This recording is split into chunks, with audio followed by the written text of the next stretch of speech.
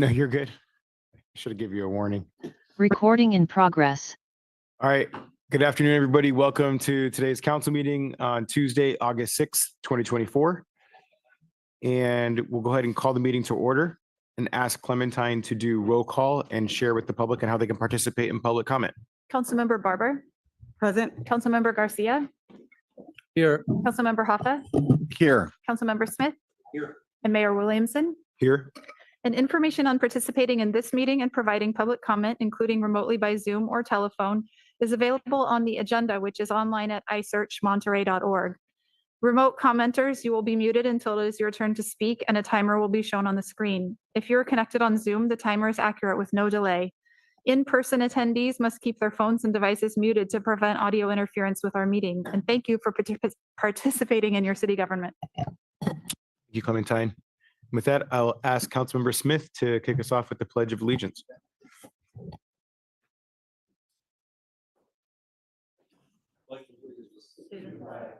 United States of America, and to the republic for which it stands, one nation, under God, indivisible, with liberty and justice for all. Thank you, Ed. And with that, we'll go ahead and go to presentations. We have item number 1, presentation from Central Coast Small Business Development Center. And with that, I'll pass it to Hans for introductions. Thank you, Mr. Mayor and Council. We have Roger Gilbert here, and he will explain to us what this is all about. Thank you very much. Thank you for having me. Do we have a PowerPoint presentation? We're loading it up. In the meantime, I am Roger Gilbert. I'm the new director of the Small Business Development Center for Monterey and San Benito counties. And we have an office in Salinas. There I am. We have a main office in Salinas, if we could go back just one, and then 2 outreach centers, one in Monterey at the Chamber of Commerce office and one in Soledad as well. My contact information is there, or you can see me if you need any information. And if we could go to the next slide. Our purpose is to help businesses grow and thrive in Monterey County. We're sponsored by the Monterey County Business Council, which sponsors other programs as well, including the Monterey Bay Apex Accelerator, which helps businesses work with government contracts, Building Business Back, Leadership Monterey, and so on, the Defense Alliance and Business Alliance. The newest addition is us, the Central Coast Small Business Development Center. Next, thank you. That is just my background in logos. I've have a background in investment management, surfboard manufacturing and wholesale distribution, Harley-Davidson motorcycle dealerships, commercial lending, which became government guaranteed lending, so SBA, USDA, State of California guarantees, and spent 3.5 years working for Montecito Bank and Trust in Santa Barbara, taking care of their PPP program and making sure that small businesses and nonprofits in Santa Barbara and Ventura County were able to keep operating. I have a bachelor's degree from USC and an MBA from the Anderson School at UCLA. And if the question is in your mind, I root for the Trojans. You don't have time for that sort of thing in graduate school, so I'm a loyal Trojan fan. Thank you. What we do primarily, our main purpose is to provide no-cost one-on-one consultations for small businesses. We have a team of advisors with different backgrounds that will work with a small business free of charge to the business on any subject that they need help with. We have a team of advisors that we've built here, and then we have regional advisors that we can call on for all types of subject matter that a small business might need. So send us your small businesses that are in need. And so that's what we're doing. We're delivering assistance to strengthen small businesses and contribute to the growth of our local, state, and national economies. Monterey and San Benito counties shows you where we are. And we are funded by the SBA. We're funded by the state of some state of California grant programs.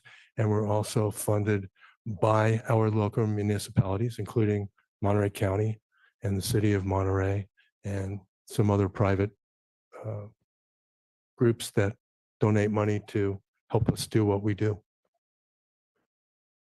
And that is it. If anyone has any questions and we still have time, I'd be happy to answer. Otherwise, thank you for having me and thank you very much. Appreciate you being here. Thank And it was good seeing you at the ribbon cutting. Yes, thanks for being there. Any questions on the council, please? Anybody? Thank you, Mr. Gilbert, for the presentation. I have a couple of questions. From your perspective, who is the ideal candidate for this type of resource? You mentioned also small businesses in need, refer them to you. What does that look like? What's a So small business in need? It's a wide range of people. It could be even a pre-venture entrepreneur who has an idea for a business and needs help writing a business plan. Or it could be someone who needs help finding the proper resources just to file for their business license, file for their LLC or their corporation with the state. So it could be a startup, could be just an idea, or it could be an established business that needs help with their accounting, with marketing, social media marketing. A big request is help with packaging their financials to go to a bank for a loan or to a venture capital firm for equity capital. Could be any of those things. So it could be from a non-existing business who has an idea all the way to a fairly good-sized business. A small business, we use the SBA definition, which could be up to 500 employees. So not such a small business really. And those are all small businesses to us and people we would like to be able to help. Thank you. Could you give us an example of maybe a case that you've dealt with so far with a business inside the city of Monterey? Sure.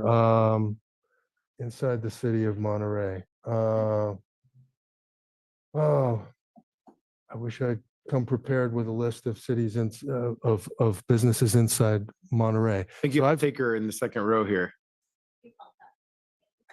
The name of your business?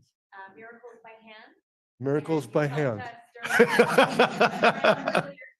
early months of the pandemic, you guys helped us to get a grant, a business grant. We were able to look into. How about, sorry, work online. how about if you wouldn't mind, I'd love if maybe you come up during the public comments and share a little bit about what that is. And that way you could be on the mic and folks online could hear you as well. Second question, really quick, is do you notice that most of the folks are new businesses being established, or are you noticing already established businesses utilizing your services as well? What does that look like? There are a larger number of people who are smaller businesses or startup businesses that we help. We probably, and so we get them going, we refer them. Sometimes we just refer them to something like a business boot camp to just get some basic fundamentals before we assign an advisor to work with them one-on-one. So there are a lot of those where they need something fairly simple and we just spend an hour or 2 or 3 with them to get them going. And then there are more established businesses or more complex requests that require a lot more hours, but there are fewer number of those. So, Okay. and it's, the requests are probably at this point, we're still relatively new in getting the word out, but it's 1 or 2 requests a day, Awesome. something like that. Awesome. Yeah. Well, thank you for being here and thank you for coming to make the presentation today. With that, we'll go into public comment. Thank you. So this time we'll open it up for folks in the chamber or online to share public comment. How the public comment is going to work, and I'm just going to reiterate this particularly for folks that may have not been here in a while, or maybe this is your first time. What we ask folks to do is to identify yourself at the beginning of the public comment period. And once those folks are identified, we will close off the opportunity for folks to add themselves to speak during the public comment period. So we're going to start in the chamber. If you can either stand up to the left of the podium, or if you want to remain seated, if you can identify yourself by raising your hand. And this is just for public comment on the presentation. This isn't general public comment. I was like, there's a lot of people getting up for this item right now.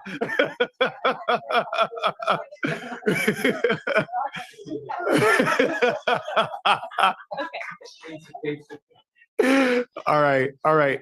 I'm gonna check online real quick. If you give me 1 second, if folks online could use the raise hand function via Zoom, I'll do a countdown to 5, 4, 3, 2, 1. And we have 2 up on Zoom. I'm just confirming we only have 1 speaking on this one, the presentation that was just given. Did you, ma'am? No, she's for the. Okay. Okay, okay. Hold off 1 second. We'll do the public comments on this item, and then we'll give you an opportunity here. Alrighty. Thank you so much for your bravery here. Of course. Was coming to make another comment, but I'm happy to help. My name is Mira Nisim. I'm local here. My husband and I have a small business that we run, the 2 of us, Miracles by Hand. And we make jewelry, and we also sell retail and wholesale. And when I finally convinced my husband to come back to this area, it was right before the pandemic. And so when the early days of shelter in place, we realized that our hopes of having a storefront were not going to happen, and we needed to pivot to work online and figure out what else to do. The SBA and SBDCA helped us a lot to get a relief grant and give us counseling on how to start to transition to online markets. And they were very helpful. We had a lot of one-on-one, and they gave us a lot of online resources to make sure we knew how to get a loan, what to do with the loan, how to start finding different markets to work in. Awesome, Yeah. awesome. Well, thank you for sharing your testimonial there. I appreciate that. It was very timely for you to be at this council meeting. Alrighty, and with that, we'll go to our 2 public commenters online. Calling first on a telephone caller with the last 3 digits, 837.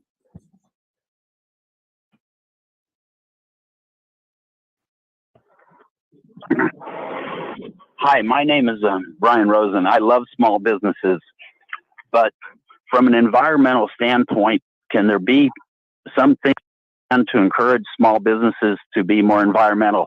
I go to a coffee shop that has ceramic mugs, and all they do is give out the plastic and dispose with lids and paper disposable cups for the people who are sitting there. And we're talking about all this waste in the landfill, all this plastic. And if you could somehow bring an environmental component to encourage small businesses to be environmental, like coffee shops, and encourage the use of reusable cups instead of just throwaway cups, encourage people to bring their own cups for to go, and in regular small businesses, just encouraging people to use, maybe more natural packing materials. I think, small businesses can contribute a lot to either environmental restoration or environmental degradation. So I would strongly encourage you to include a very environmental component. I notice a lot of small businesses give out plastic bottles of water, but then in some places I've seen these LK machines where you can bring your own container. So it would be nice if small businesses would be encouraged in the plan to be environmental and helpful to the earth. So that's my comment right there. Thank you very much.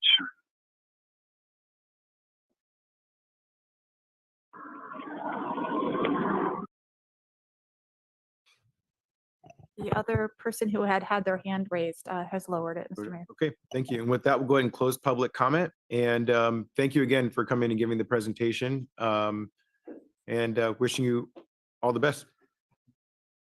Alrighty. And with that, we'll go to general public comments. So this is for items that are not on today's agenda. So I'll ask again for folks in the chamber, if you wouldn't mind standing up to the left of the podium or identify yourself by remaining seated and raising your hand.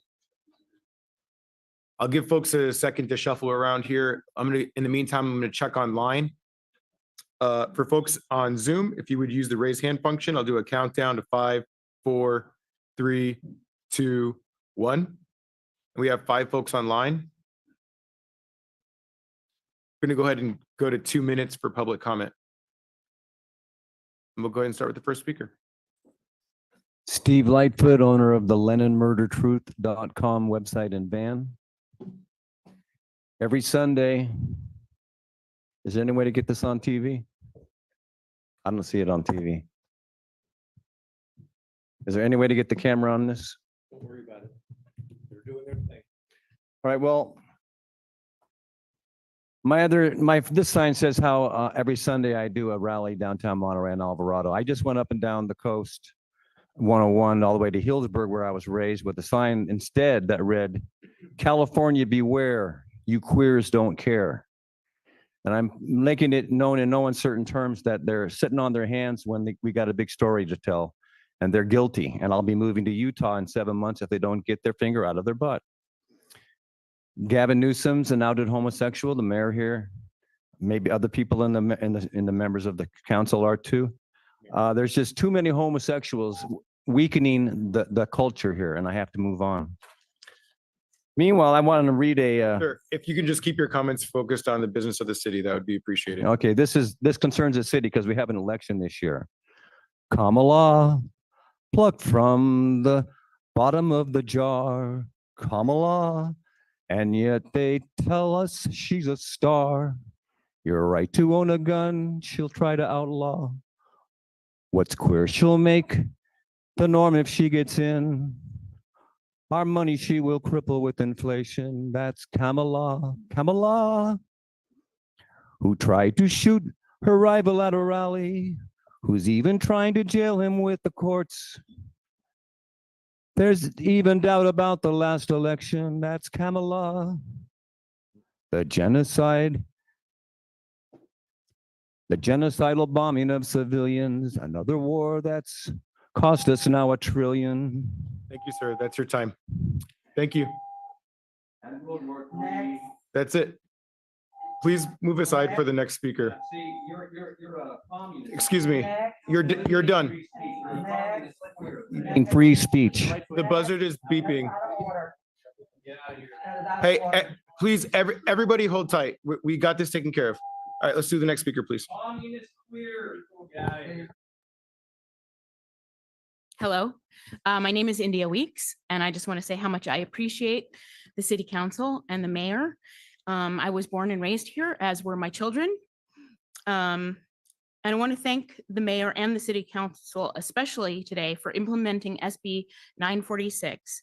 It's been a huge success down at the Stanton Plaza with crafters, artisans, artists, and even a magician vending at the Stanton Plaza. And we've been there for 5 years now and become quite a close family.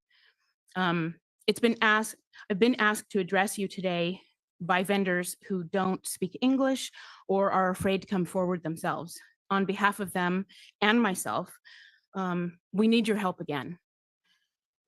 Senior planners have been misrepresenting the city code restrictions to certain vendors, not all, just some people are being targeted. We don't know why. We are told there is a one table restriction. There is no such restriction in the city code or in the state law. The city council did not vote on this rule change, and yet senior planners have been enforcing it for over a year. Some vendors, not all, have been forced into signing a contract to have one table. No one can survive or make a living off one table. And if they don't sign the contract, then their permit renewal is withheld, taking away their livelihood. I don't know if it's legal to trick people into signing their rights away in a misleading contract, but I do know that it's wrong. The anguish that these good, hardworking people have suffered is just unconscionable. One friend of mine who's a vendor was notified that he could no longer vend just 2 days after a cancer diagnosis. The artisans, we keep the artist colony tradition of Monterey alive.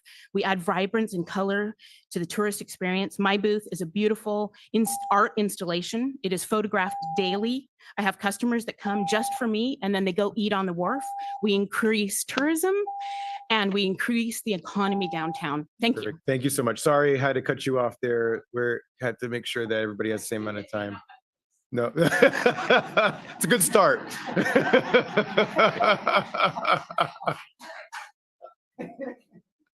Thank you for the humor, actually. That was needed.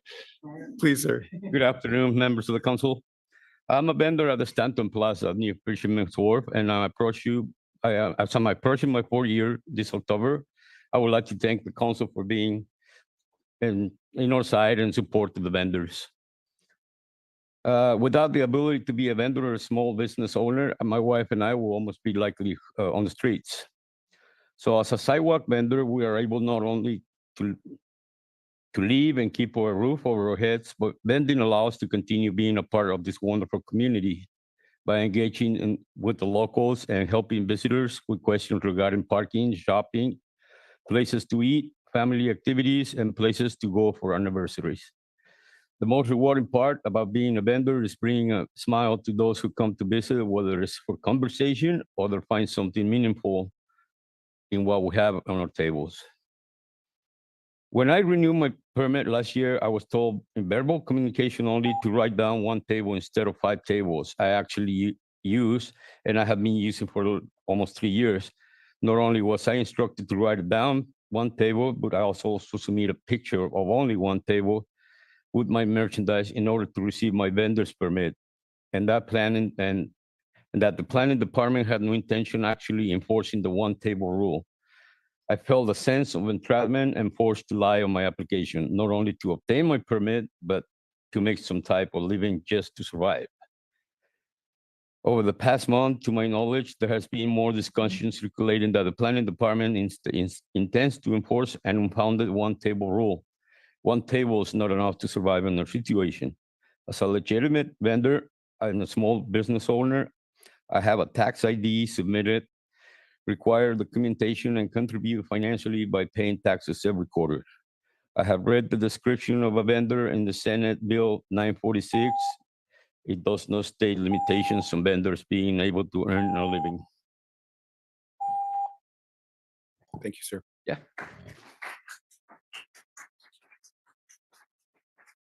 Sorry, before the next speaker, I just saw the gentleman go into the back. Did you have your hand raised at the beginning? I think I might have missed you. Okay, yeah, the public comment, the opportunity to add public comment at this point has been cut off after the cutoff period. So I apologize, just for fairness out of everybody.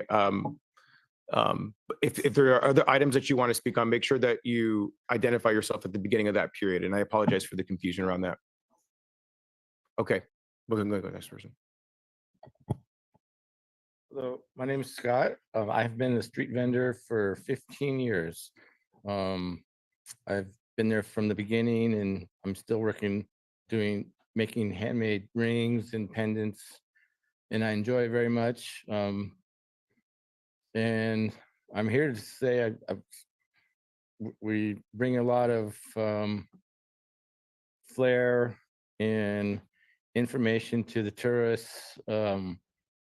And safety. And we have a lot of fun doing what we're doing, or I have a lot of fun doing what I'm doing, and I really want to continue to do it. I have some good ideas to whomever would like to listen, and I just like to say, before I was a street vendor, I was homeless due to an accident, from an accident. So being a street vendor has really quite literally saved my life, I think. And I'm just happy to be here. So thank you.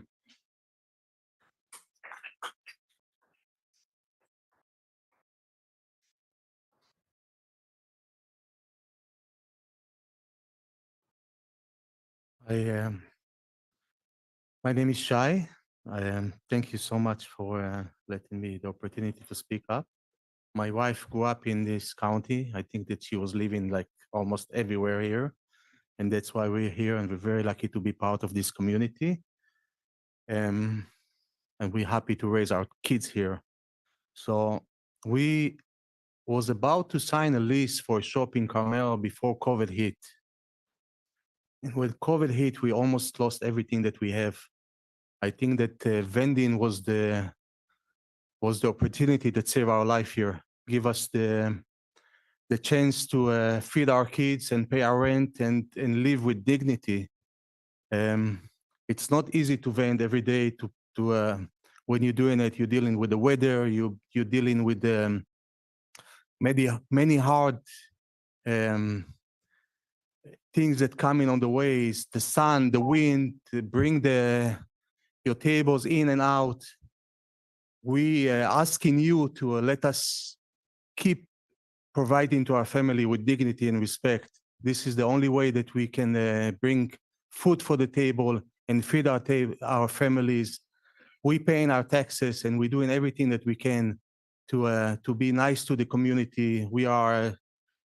I feel that we are some kind of a stand of tourist information and guide these people to the whale watch, to the boats, to the restaurant. We bring in a lot of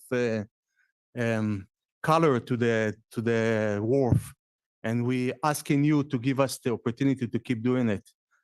I'm terrified in the last few weeks with hearing all the ideas that people trying to shut us down, business owners and people with a lot of power, and we asking you to give us the opportunity to keep feeding our kids and our families. Thank you.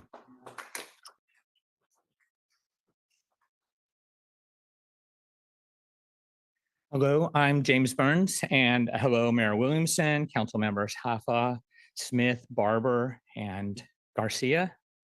I'm here to tell you stories from the bootstrap economy. You know, push cart to storefront was once the American dream.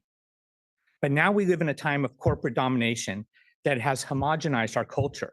Everyone everywhere is surrounded by the same malls, shopping in the same stores, eating the same food. And street vending is a way to overcome this. We're the lowest rung on the economic ladder. We're the startups. We're the sole proprietors. We are the owner-operated business people. We are the step-in for the self-motivated.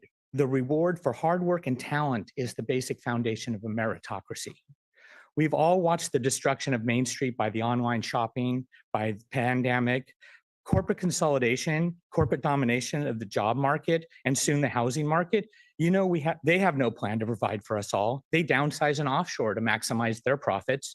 This is where we step in. We're the grassroots. We keep the money in the community. We support our local restaurants, our shops. We support each other. A dollar given to us has a good chance of staying in our community. What's the dollar spent at a chain store? It's just gone. What kind of relationship building do you get with a McDonald's, Costco, Target, or Home Depot worker? We are more than merchants. We're the eyes and ears of the street. We know who needs help. We know who is making trouble. We keep the place clean. We connect people. We pass on info. We help people pay their parking. We give directions. We crack jokes. We wish them well. Moods are contagious. We create the environment of connectivity. We've seen a teenage girl come out of her nervous shell into young adulthood, making her goods under her dad's watchful eye. We have a ringmaker who dreams of a store so he could have a workshop, climate control in his own bathroom. We're small businesses who are growing. I know rock sellers who are becoming jewelers because they saved up to buy a saw and they polish and do their own stones. Can I speak a little bit longer, please? I Because apologize. I mean, these are real stories. I'd like to sit down with you guys and do this later. Would that be? Absolutely, Okay. absolutely. I apologize for this short time given during this, but I appreciate the public comment. Okay, thank you for listening. Thank you. I just wanted to say thank you, Sorry. Rafa and Tyler, because you guys voted for 946 and the codification, and you got us down there. You were Okay. 2 of the 4. Thank you. Thank you so much.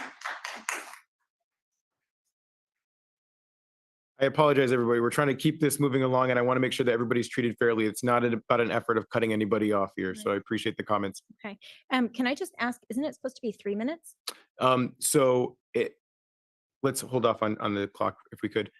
Just to clarify, on the agenda, we allocate specific amount of time for each agenda item. I see. And for general public comment, it's allocated 15 minutes.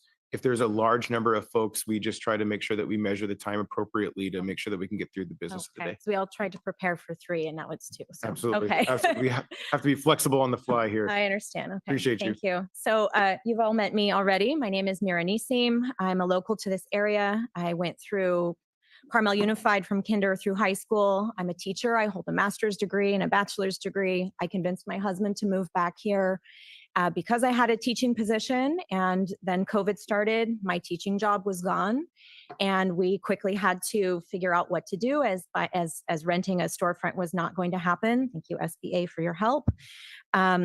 Vending has been the way that we support our family. And we are grateful for the city of Monterey for allowing us to vend at the Stanton Plaza. And thank you to the state of California that allows vending to happen because it is a vibrant business. As many of the other vendors have said, we are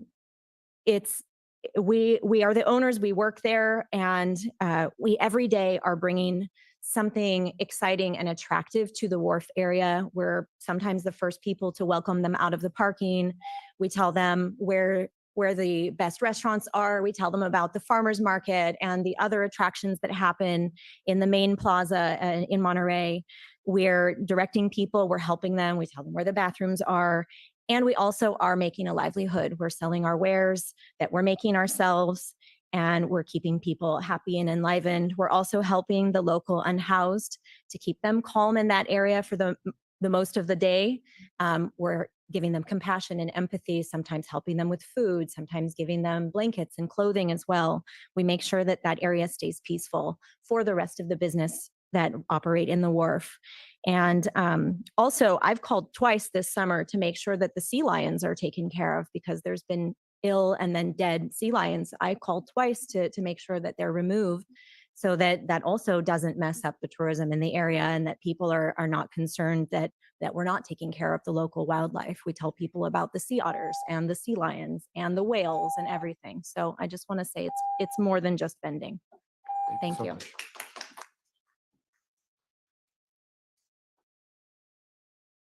I have a PowerPoint.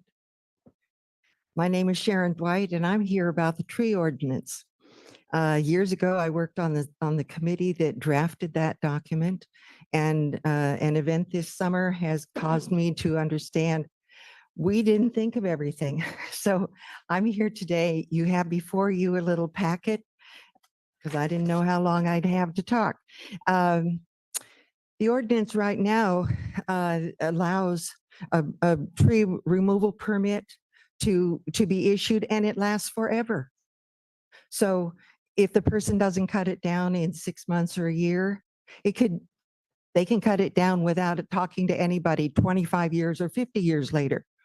We need to have an expiration date, just as there are use permits that the city has that expire after 2 years. So whatever the expiration date would be. If the tree is immediately next to a shared fence, require that a property survey be done to confirm who owns the tree. Third, if the tree canopy extends over a neighbor's yard, require that the neighbor also be informed that there is a consideration for a tree removal permit.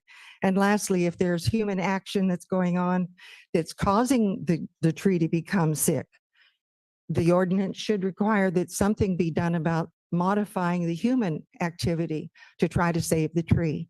Those are the issues. Now, the pictures, what brings me here today.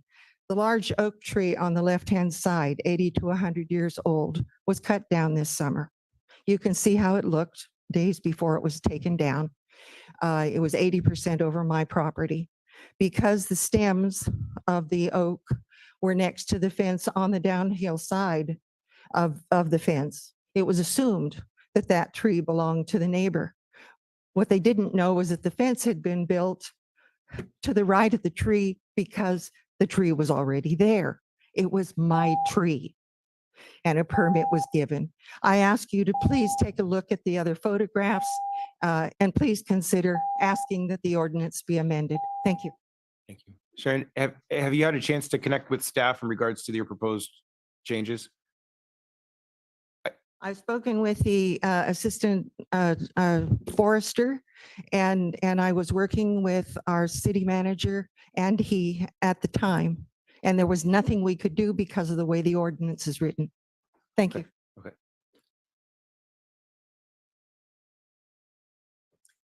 Good afternoon, Mayor Williamson and council members. My name is Marta Krafchek, and I'm here today to express opposition to a $340 million bond measure placed on the November ballot by the Monterey Peninsula Unified School District. $60 million from this bond is earmarked for MPUSD staff housing. MPUSD wants taxpayers to pay for the construction of 60 to 80 units costing close to $1 million each on property that MPUSD already owns. I think there are probably many property owners that would like to build a rental unit using someone else's money. That's a sweetheart deal. It increases the value of MPUSD's property at taxpayer expense. Affordable housing is needed by many people on the peninsula, including families of MPUSD students, but this affordable housing would only be available to MPUSD staff. This expensive taxpayer-funded bond does not address affordable housing for all, but solely for MPUSD staff. How is that equitable? Teachers have rejected the idea of subsidized housing, along with 76% of teachers preferring a salary increase and the ability to choose where they want to live. MPUSD needs to focus their attention on education, not on becoming a landlord and property manager. If constructed, taxpayers would also be on the hook for maintenance costs of these rental units, diverting public funds that should be spent on school facilities. Already, 61% of our property tax dollars go to schools, and we are still paying for 2 previous MPUSD bonds. Bonds add additional expense for homeowners and renters alike. Not only do these bonds increase taxes for secured real estate property, but unsecured property alike, increasing costs for all small business owners. Taxpayers' indebtedness for 3 MPUSD bonds would be over $1.2 billion, and we would be paying for these bonds for decades. I urge you to oppose MPUSD's $340 million ballot measure. Thank you for your time.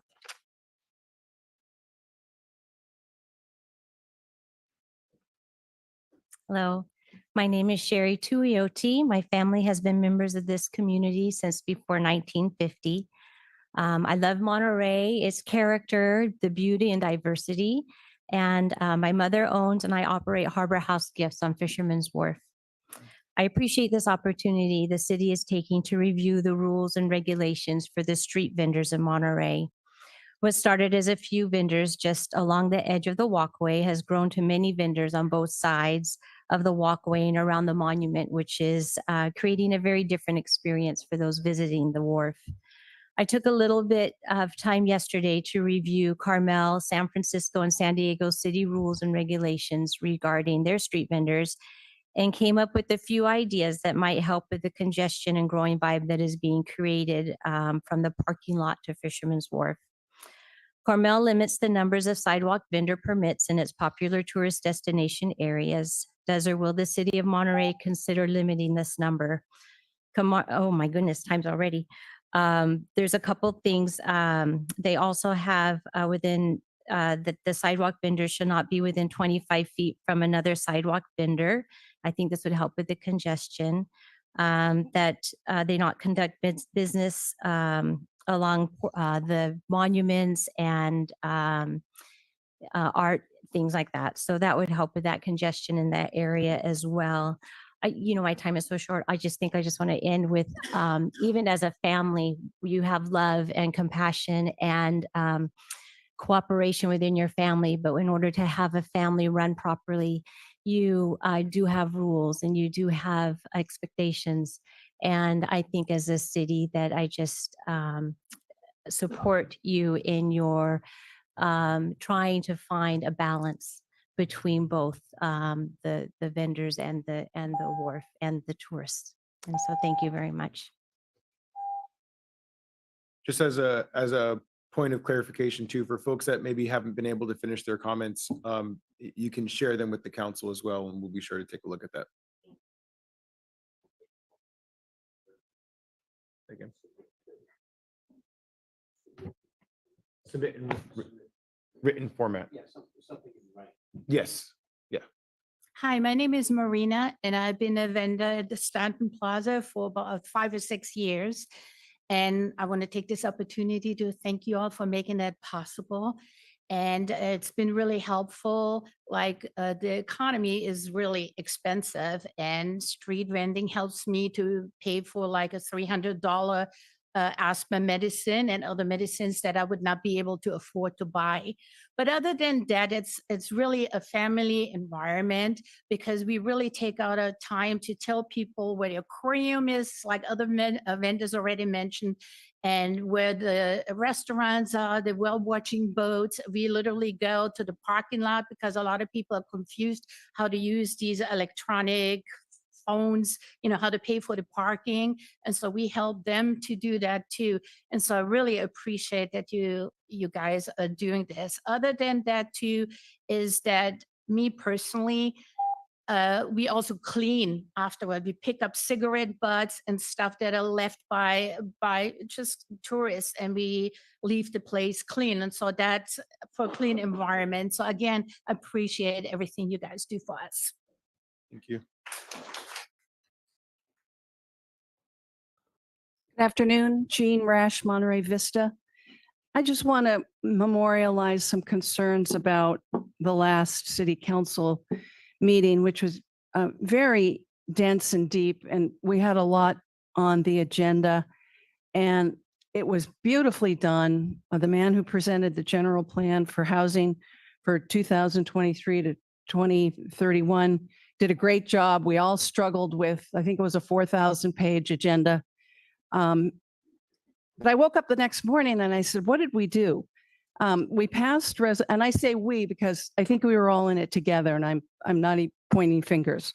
We passed resolution 24-118C.S. And I'm talking about the housing ordinance reflecting SB 9. And what I think we did was approve moving from R-4 housing under SB 9 to R6 units.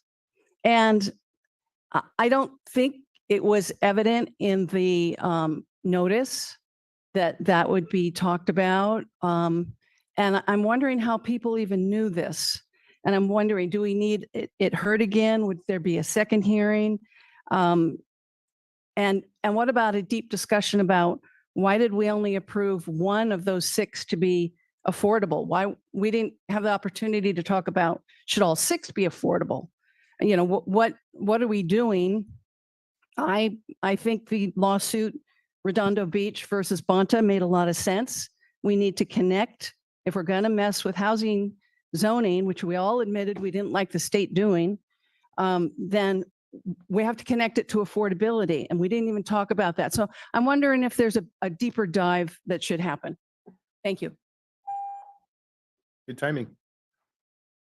I think that was it for in the room. So we'll go to I think we had 4 on Zoom, 5 on Zoom. First, I'll call in a telephone caller with the last 3 digits, 082.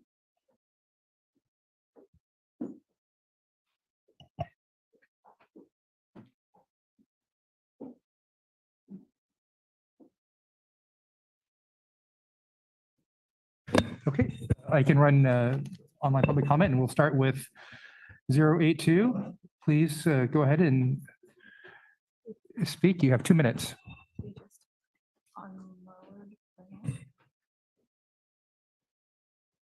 837. Brian Rosen, please. 2 minutes. Hi, can you hear me? Yes, we can hear you. I thought you were calling 082. I'm 2837, but I'm willing to talk right now. Great.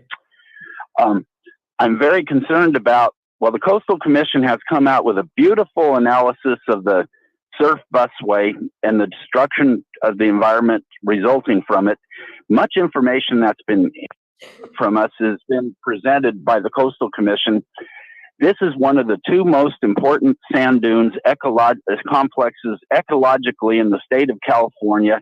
Very vital, full of endangered and threatened species. It isn't as degraded as TAMC and MST make it out to be. Lots of good sand dunes would be destroyed. And buses going 55 miles an hour every 15 minutes would probably kill a lot of these endangered species, and it would cause such a major impact. I'm so disappointed that the city manager, Hans Usler, doesn't seem to care about the environment and is supporting this very destructive busway. He sent in a letter to the Coastal Commission. Also, he seems to not really value trees, as evidenced by the trees that got taken down in Fisherman's Wharf parking lot to accommodate more parking spaces. very, very sad. You know, the world is in a troubled state, and we keep trying to get more tourism, but we don't try to bring the train back. And I used to work on the train back in the 90s, and Monterey was very, very supportive of that. I believe the mayor is right now. But you need to please work for the train, and please get Ed Smith to stop working towards destroying these incredibly ecologically important dunes, and Hans Usler to revoke his letter. It's just really terrible. We need to bring the train right into Monterey. That's how we're going to make a difference environmentally. The traffic is in Gilroy and between here and Santa Cruz, and you'll get more tourists. But do you really want more cars? Do you really want to keep promoting more tourism? More greenhouse emissions? Is this the path? Thank you very much. Next is Chris Shake. Please go ahead. Hello. Hi, Chris, we can hear you. Okay. The City of Monterey's sidewalk vending and general regulations of the municipal code that refers to the sections 32-301, 32-302, 32-307, 32-308 are very comprehensive regulations and specific to the conditions an applicant must adhere to for a permit. I counted over 59 regulations on the 4 City of Monterey municipal code sections. Clearly, the current regulations are not working and are in need of reform to protect the environmental integrity of our pristine waterfront, the viewing opportunities, public access, and the financial health of the neighboring waterfront businesses. There is no question that the highly visited tourist destination Fisherman's Wharf and the waterfront is a sought-after location for sidewalk vendors.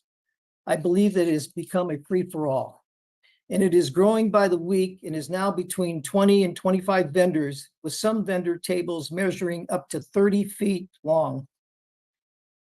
I respectfully ask you to revise your current general sidewalk vending regulations to include the time, place, and manner with rules similar to other cities, farmer markets, and arts and craft shows that would include a limit on how many vendors can operate at one time in a specific mapped out area that is marked where they can set up for business. I'm not opposing the state regulations or the rights of the vendors. I just want it to be a fair playing field. And I appreciate the vendors' great ambassador that they're doing in that location. And I have empathy for some of the things that they shared at the meeting today. Thank you.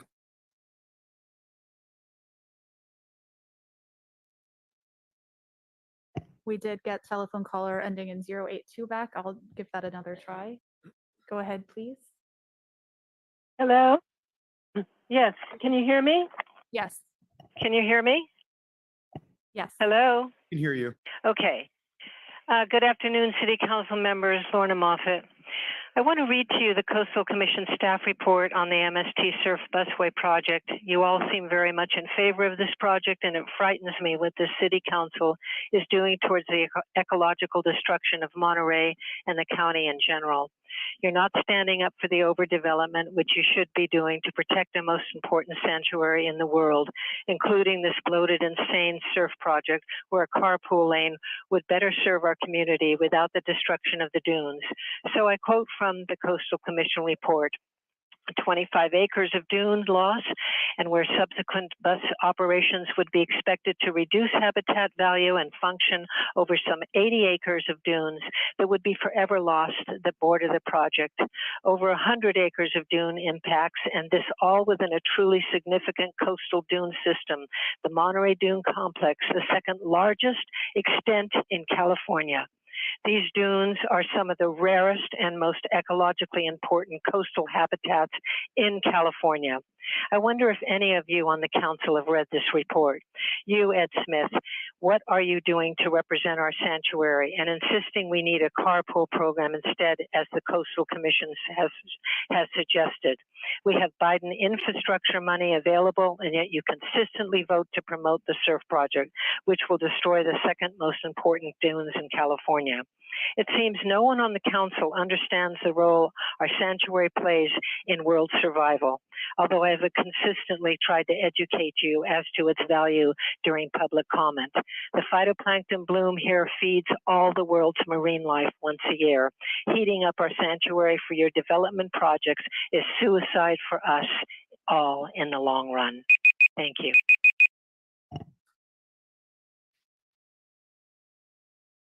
Next, Esther. Good afternoon, everybody. I'm going to comment as a president of the Laguna Grande Neighborhood Association.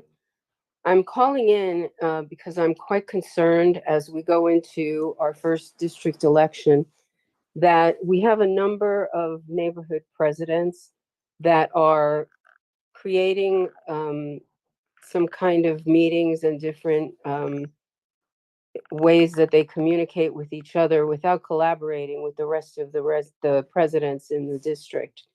And I'd like residents from all of the city to get involved and understand what their particular neighborhood association is being involved in, and be aware that some of the activities that they are involved in are looking like special interests are benefiting from these particular presidents' point of views. And an example I'll give you is they had a meeting that was supposed to be just for neighborhood presidents, and somehow it was held at the Realtors Association's office.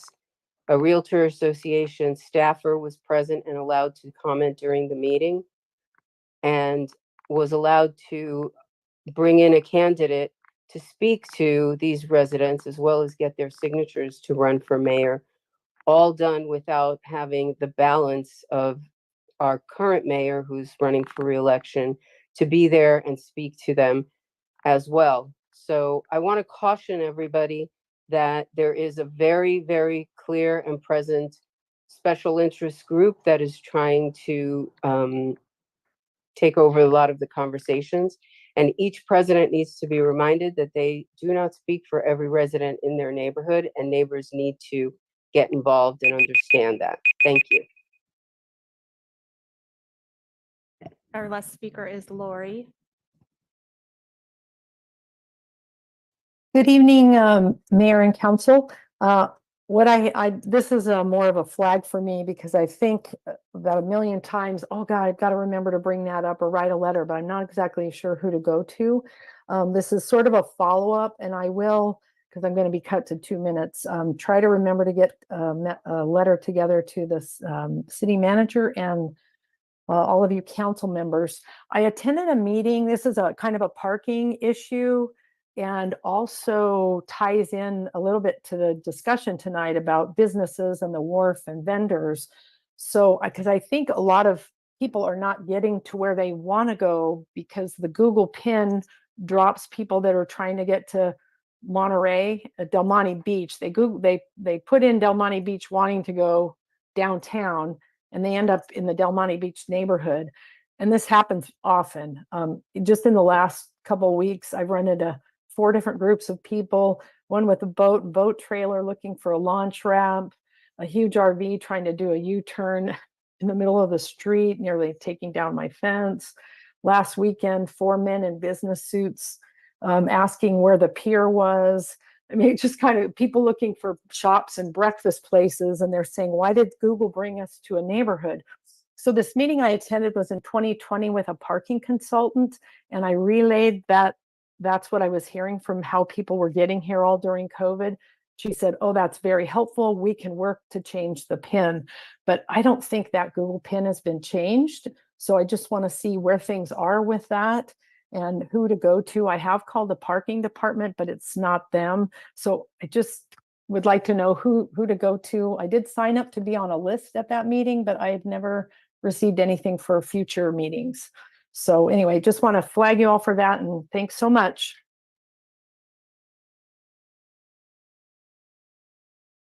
That was it. On that last one, if I think was that Lori? Lori, if you wouldn't mind sending a message to suggest@monterey.org and staff will get back to you on best next steps there. Okay. Thank you, everybody that participated in public comment. With that, we're going to go ahead and move on to consent agenda. Anybody on the council wish to pull anything on the consent agenda?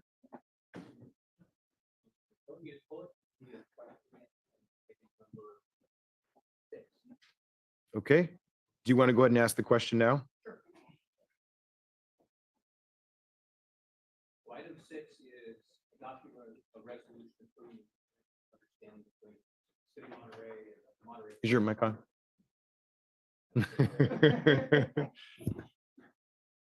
I need a bigger desk, Mayor. We'll work on it. Yeah. So I am going through the staff work, and I see down under discussion, and there's just a figure here I don't understand. So it's a request for the city manager to explain what this means. Looking at packet page 45. So it's under discussion, a 3-year term, July 1 to June 30, 2027. Down below, it's police officers, police sergeants, and then its salary schedules increase as follows. And then it's got 50% next to each one. Oh, half a cent. Okay, half a cent. So I got 2 calls from people that were reading this, and they didn't quite understand what that meant. So I guess it's just an explanation about how this is written. And it's the same thing that's also in the Lieutenants Association and a staff work later. So I just need an explanation of what we're saying here. Yeah, I have Brett respond to that since it's like, do I go? Probably the easiest. Good afternoon, Mayor and council members. I hope I understand your question. You're curious as to why they were receiving a 0.5%? Well, no, it's just the writing. It says a police officer salary schedules increase as follows, police officer, and it says 50%. It should be a 0.5%. Okay, that's what I thought. Yes. And I And got same two- for I got- sergeant. Yeah, I get 2 phone calls. Okay. That we were increasing the salary of police officers and sergeants by 50%. Well, it says 0.50%. Yeah, that's. So it's just a way of saying it. It's like, if it's going up 50 cents or if it's going up 50%. Yeah, so it's just the way the terminology is written. Okay. I think 50% would be 50.0%. Well, there's a percent sign behind it. That's what I'm saying. Yeah, it's so. So explain the math, what I don't Yeah, understand. okay, so if it's if you want to express 1%, right, you write 1.0%. So this is 0.50%, so that's 0.5%. Okay, so you're saying that the police officers and sergeants their salary is going up a 0.5 cent. Yeah, A 0.5%. 0.5%. 0.5%. 0.5%. Yeah. And then they get all 4% starting July 1st. Okay. So it's not 50%. It just seems like the public was not understanding it and I didn't understand it. Okay. So Math is. I understand how we're voting. So we're saying that a 0.5% at what their current salary, it's increasing. Correct. And we're doing a three-year contract A 3-year contract, correct. of 4, 4, and 4. Correct. I get it. Yes, It and just I will, confused some people. okay, and I will take note of that. And so next round, which is in for 3 years, thank you very much. Yeah. Then we will make sure we write it out so it's spelled clearly. Yeah, and So- it's the same thing on the Okay, lieutenant's management. contract. okay, So absolutely. But I can say that I asked a question, I You got did. clarity, and I can report back tomorrow to a group of people that And thank needed you to for know. the feedback. And they love the police. They were just thinking 50% increase was. Very generous. They were ready to sign up. Yeah, so they were ready to sign up. Yeah. Yeah, so they'll be satisfied with the answer. Thank you. Okay, all right. Any other questions? Okay, let's take it out to the public. So this is the public's opportunity to speak on any of the consent agenda items, or if there's a request to pull an item, anybody in the chamber? Not seeing any takers. We'll check online. I'll do a countdown for folks to use a raise hand function via Zoom to 5, 4, 3, 2, 1. We have one person online, so let's go to that person. Go ahead, please. This is a telephone caller with the last three digits, 082. Yes, concerning this percentage, I'm still confused. Can you put that in layman's terms? In other words, what their salary is now and what that would mean for them with that raise?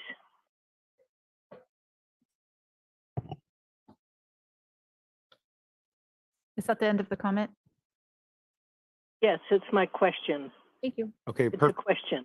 And with that, we'll go ahead and close public comment and we'll get staff to answer the question. Well, I don't have that data right now, but I can try to achieve it. I don't have the salary schedule in front of me with the calculations of the additional 0.5%. So I'm unable to answer it at this moment. So in theory, if a police officer makes $100,000, 0.5% of that is $500 more. Okay. All right. And with that, I'll entertain a motion. I'll make a motion to approve of agenda item, or actually I'll make a motion to agenda the entire consent. Yes, sir. Second. Perfect. Moved and seconded. Any other discussion? All those in favor? Aye. Any opposed? Motion passes unanimously. We'll move on to our public appearance, item number 16. Approve city's response letter to the 2023-24 Monterey County Civil Grand Jury Final Report, Monterey Fire Department overdue for overhaul. With that, I'll pass it to Hans for staff presentation. Thank you so much, Mr. Mayor, Council. As you recall, the Civil Grand Jury is a group of volunteers who are volunteering to serve their county's Civil Grand Jury, and the jurors are then picked by the county, and they then come together and look over the various topics that might have been proposed to them by residents to say, hey, Civil Grand Jury, let's take a look at how does the city of Monterey does X, Y, and Z, or how do the public agency deal with other topics, i.e. homelessness or rental assistance. So there's a wide spread of topics, and then a small contingency of the Civil Grand Jury pool gets assigned the task to get smart on this topic, and then they interview a variety of employees and form, together with documents that the city is providing to them on request, also their opinion that they then issue in a report that they then publish, and it's part of our obligation to respond to the various quote-unquote findings that they are making during their Civil Grand Jury work, and also that they then document and manifest in their report. And so with respect to this year or last year, the Civil Grand Jury of Monterey County looked for the city of Monterey at our fire department and brought up several questions, and it's also part of the work of the Civil Grand Jury that we really do not know what the Civil Grand Jury is looking after when the process starts and the Civil Grand Jury is soliciting input. And should you become a witness there one time, you don't know what they are after. It's part of a process that I feel can be revised so that you really know what you are answering when you are asked questions. Should you be a witness there? So it's a very I think it's a good process, but it needs certainly revisions in order to really have value that I think the Civil Grand Jury deserves to have. So with that, I hand it over to our fire chief. He will go over the various findings and will report to you, the city council, what we have done.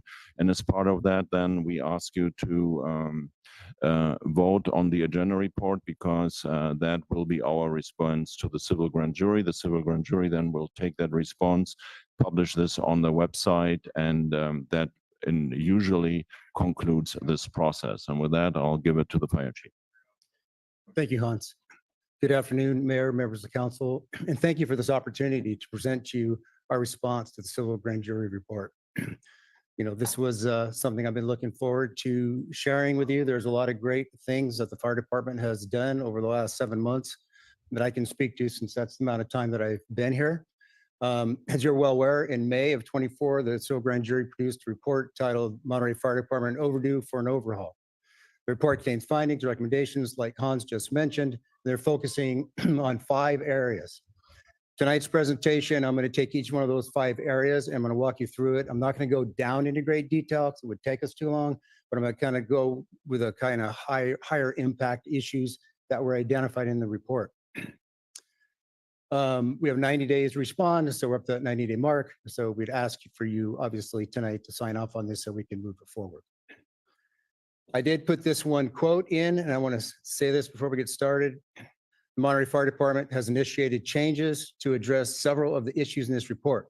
The civil grand jury maintains that its recommendations are relevant to the present and future Monterey Fire Department administrations.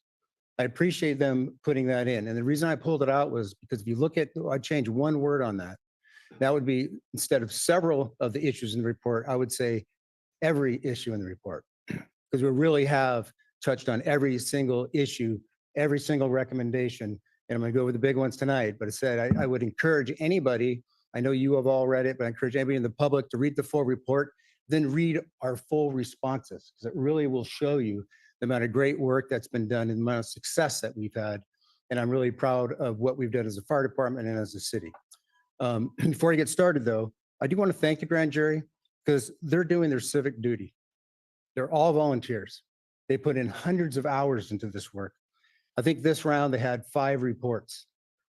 So I think it's important that we recognize everything that they do, and it really does benefit all the residents of Monterey County. So thank you to that. Okay, so let's go ahead and get started. Number 1, the first section I want to talk about is the civil grand jury's finding. The first finding in the report, firefighters are uniformly committed to the mission of public safety. I wholeheartedly agree.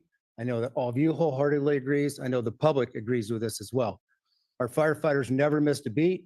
We were going through some stressful times in the fire department, and there was a lot of issues that were that were becoming public. And so that's one of the reasons I was brought in as well, is to kind of help and get us back to where we needed to be.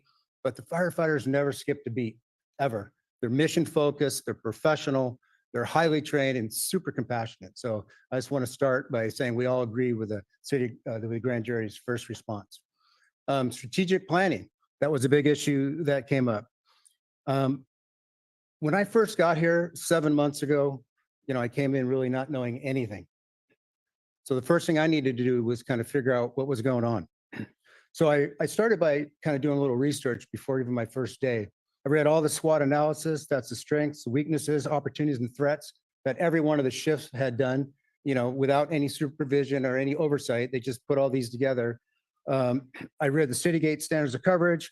I reviewed all the fire contracts, but most importantly, I met with every single crew in this fire department. Before I took any action and made any moves, I met with every single crew in the fire department. So we have 6 stations. So that's 6 times that I would go out to the fire stations and meet with all the personnel. Some have multiple companies, but then that's times 3, right? Because we're a 3 platoon system. So it's 18 visits that I made before I started, just to really understand. Because if you want to know what's going on in an organization, talk to the boots on the ground, because that's really where you will find out kind of what the issues are. So the next step was I inspected every fire station. I looked at all the fire apparatus, I went through all the vehicles and looked at all the equipment in the department so I can have a better understanding of where our starting point was.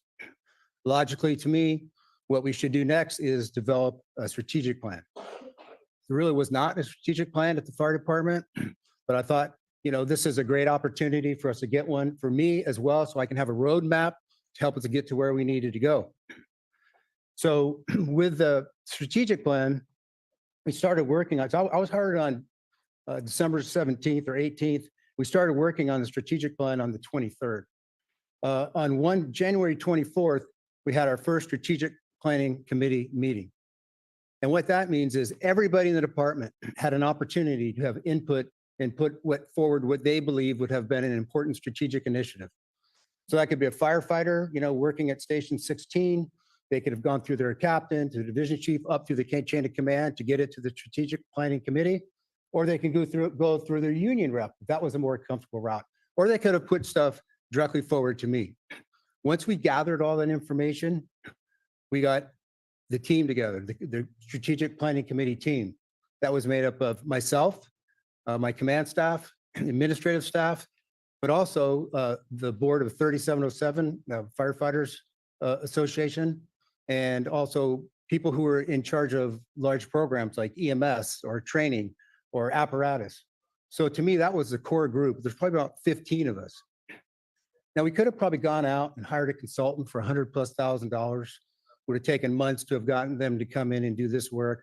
And could they have even done the work that we did? I don't know. But we went old school. We got everybody together. We got the whiteboard out. We threw everything up, every single idea that anybody had through this process we get of getting all the information to come forward. And we painstakingly went through each and every one of those. Some of them were really easy, it's low-hanging fruit. But I, as the fire chief, I could say, you know what? I just changed that policy. Maybe we spend a little money. It's a safety issue, whatever it is. We were able to remove a lot of those right off the bat. But the real issues that came up are the things that we developed and put into our strategic plan. So we got the strategic plan done. We put it out to everybody in the organization just for one more time as a draft. And once we got all the feedback, then we published it. And we put it online so all of our members, anybody, anytime, can go look at it. But we also took and printed each one of them, put them in a frame, and hung them in each one of the fire stations and fire administration. And I have one in my office. I look at it every single day because that's my roadmap to success and for the organization's future. So I really appreciate all the hard work that everybody's done. And through that strategic plan, and remember, we're going all the way back to January, we identified everything that was in the grand jury's report before the grand jury's report ever came out, and more. There's other issues in there too that were important to the organization that weren't really a part of the grand jury report. So I think that's really important to understand that your fire department, this great team sitting behind me, a lot of them here tonight, we did the hard work to understand what was going on, and then we were able to move that and start this process forward. And we're going to talk about some of those successes that we've had as I go over the next few slides. So next thing was, once we got the strategic plan done, we've had 2 revisions, by the way. Our strategic plan, every quarter we revisit it, and we've completed something, we take it off. If we're in process of getting something done, does it need more resources to get done, or we're adding new things? So this is not going to stop. So we've had 2 renditions so far. We've got a lot done. We've moved things, we've added things. So everybody knows in the organization that this is just the way we do business, and just keeps us all on track, keeps everybody in the information loop. The next thing is policies. This came up, the Lexapol. It's a nationally recognized online platform. For me, this was interesting because 10 years ago, before I left, I brought Lexapol to the fire department. And my understanding was, that this was, what we were going to be using. It's a national recognized standard. It's electronic. It's a really excellent tool to use to keep policies, because in the fire department, our binders of policies, were probably this tall. And it's really hard to find a policy. And we had these hard binder policies at all the fire stations, and a lot of the policies were outdated. There were conflicting policies. So we really need to get a handle on that right away. So we took care of the Lexapol policy. That I can tell you right now, probably 86 to 90% of that is done. It's currently on Lexapol, but Lexapol also gives us an app. So each firefighter can have an app on their phone. And if there's ever a question about a policy, they go right to their app, look that policy up immediately. And all of our policies right now are updated, they're consistent, and they're accessible by everybody in the department. So that's pretty much a done deal. So that's the big administrative issues that were identified in the report. So next is apparatus. There was a lot of information floating around about our fire apparatus. Some of it was misunderstood. There has been great investments in our apparatus over the last 5 years, but we were behind. We just got to be honest with ourselves, and we got to be open. We were behind, and part of that is because, we've had a lot of issues since COVID, and I know you hear this COVID a lot, but supply chain issues. Then after COVID, everybody wanted to order apparatus. It used to take 1 to 2 years when I left to get a piece of fire apparatus delivered. Now it's like 3 to 4 years. So that's a very challenging daunting task if you don't take that into consideration. But what we have done over the last 5 years is we've invested over $5 million in Monterey Fire Department vehicles. In 2021, we bought 2 brand new engines that are in service to stations 12 and 13. In 2022, we brought a brand new wildland engine that's in service, and we have reserve wildland engine. In 2023, we put in service 2 command vehicles that are up to date, ready to go, that are working in our community right now. They're state-of-the-art command vehicles, mobile command vehicles. In 2024, we just took possession of our USAR truck and our new USAR trailer. The truck's in service today that we can use it, and the trailer we're outfitting, and that should be in service within about a month or so. On top of that, there was other units that we had purchased. This year, we're getting 2 new electric prevention cars for our fire inspectors. We're getting a new prevention vehicle. We got another new prevention vehicle back in 2019. We got 1 utility that we're going to be ordering on later on in the year to help us with our out of county responses. So that'll be this year in 24. And we bought a chief's vehicle. I guess that was purchased in 2020. So that's where that $5 million comes up. When you add all that together, it's actually a little bit more than $5 million. Next issue that was kind of a big issue when I first arrived is our frontline aerial truck, our tiller, was out of service. It had been out of service for about 6-7 months before I got here. And then when I got here, that was one of my number 1 priorities because, you know, you hear that, talk about hearing from the boots on the ground, people that really want that equipment to be back in service so we can be using it. I immediately, you know, I talked to Fleet and said, hey, we got to get this in service.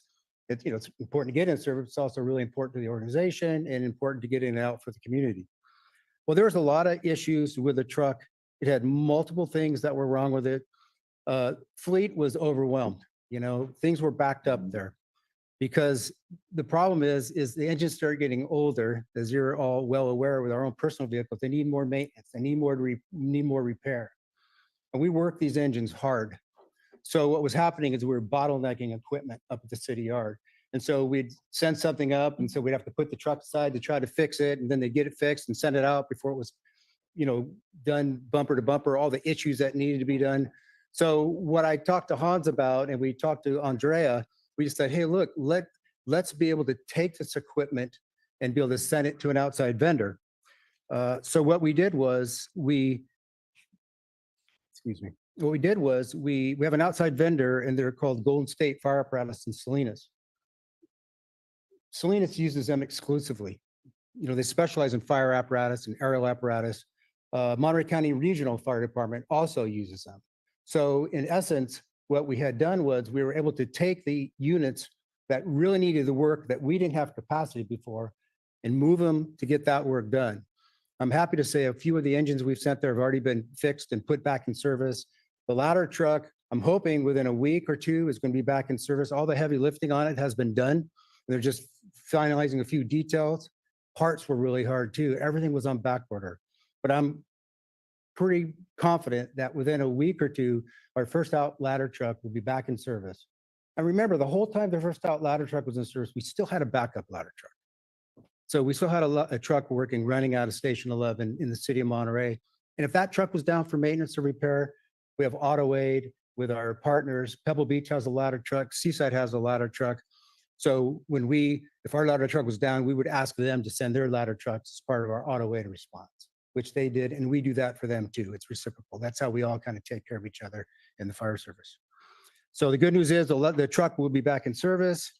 And we talked about the Golden State, the outside vendor. Also, that we hired a mobile mechanic who's been fantastic. He not only works on fire apparatus, he works for PG&E, he works for CAL FIRE. He has a lot of different really big clients that he works for, but he's done some outstanding work. As an example, engine 13 needed a set of brakes, so it's at station 13. In the past, the firefighters would have to, you know, ferry that engine up to city yard. It would get in line because whatever was bottlenecked up there, and it might have to sit up there for a week or 2, depending on what the priorities were of the other apparatus. So it was kind of hit or miss, depending on when it went up to do the work. And then the firefighters have to go get it and then ferry it back to the fire station. It's very clumsy. The mobile mechanic was able to go to station 13 replaced all the brakes on that fire engine and fixed a bunch of other things that were needing repair in 4 hours' time. Truck never left the station. Basically, they jumped on reserve for that 4 hours and when it was done, they jumped back on 12. It was 13 was up and ready to go. So that's been a really great benefit. He also does all the what's called the Department of Transportation safety inspections that are done annually on all the engines. Very important. We were falling behind because we just didn't have the capacity. He's now working, I think he's gone through almost every one of our frontline apparatus.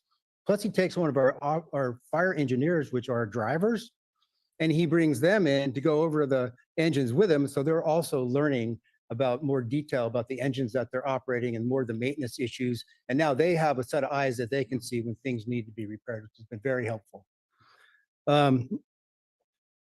So next on the list was 3, talk about fire stations. Our fire stations, as all of you are well aware, they're in disrepair. They need to be renovated. Good news is, I think currently we have a plan to do that work. There's been a lot of people, including yourselves, and Hans has been out, I know since January, putting that message out there to you, to the community, that we need to take care of this out to the NCIP. The good news is now we have some funding in our CIP than the NCIP, which I really appreciate. The NCIP has put this as one of their priority projects. I know it'll be coming back to you in the near future, and I'm sure we'll get your support on that. And I've already been meeting with Public Works and their staff, and we're gonna be ready to go to start these projects to get stations 12 and stations 13 done. So I really appreciate all the support we received in that, and I think you're gonna see that starting this fiscal year. We should be able to get that accomplished.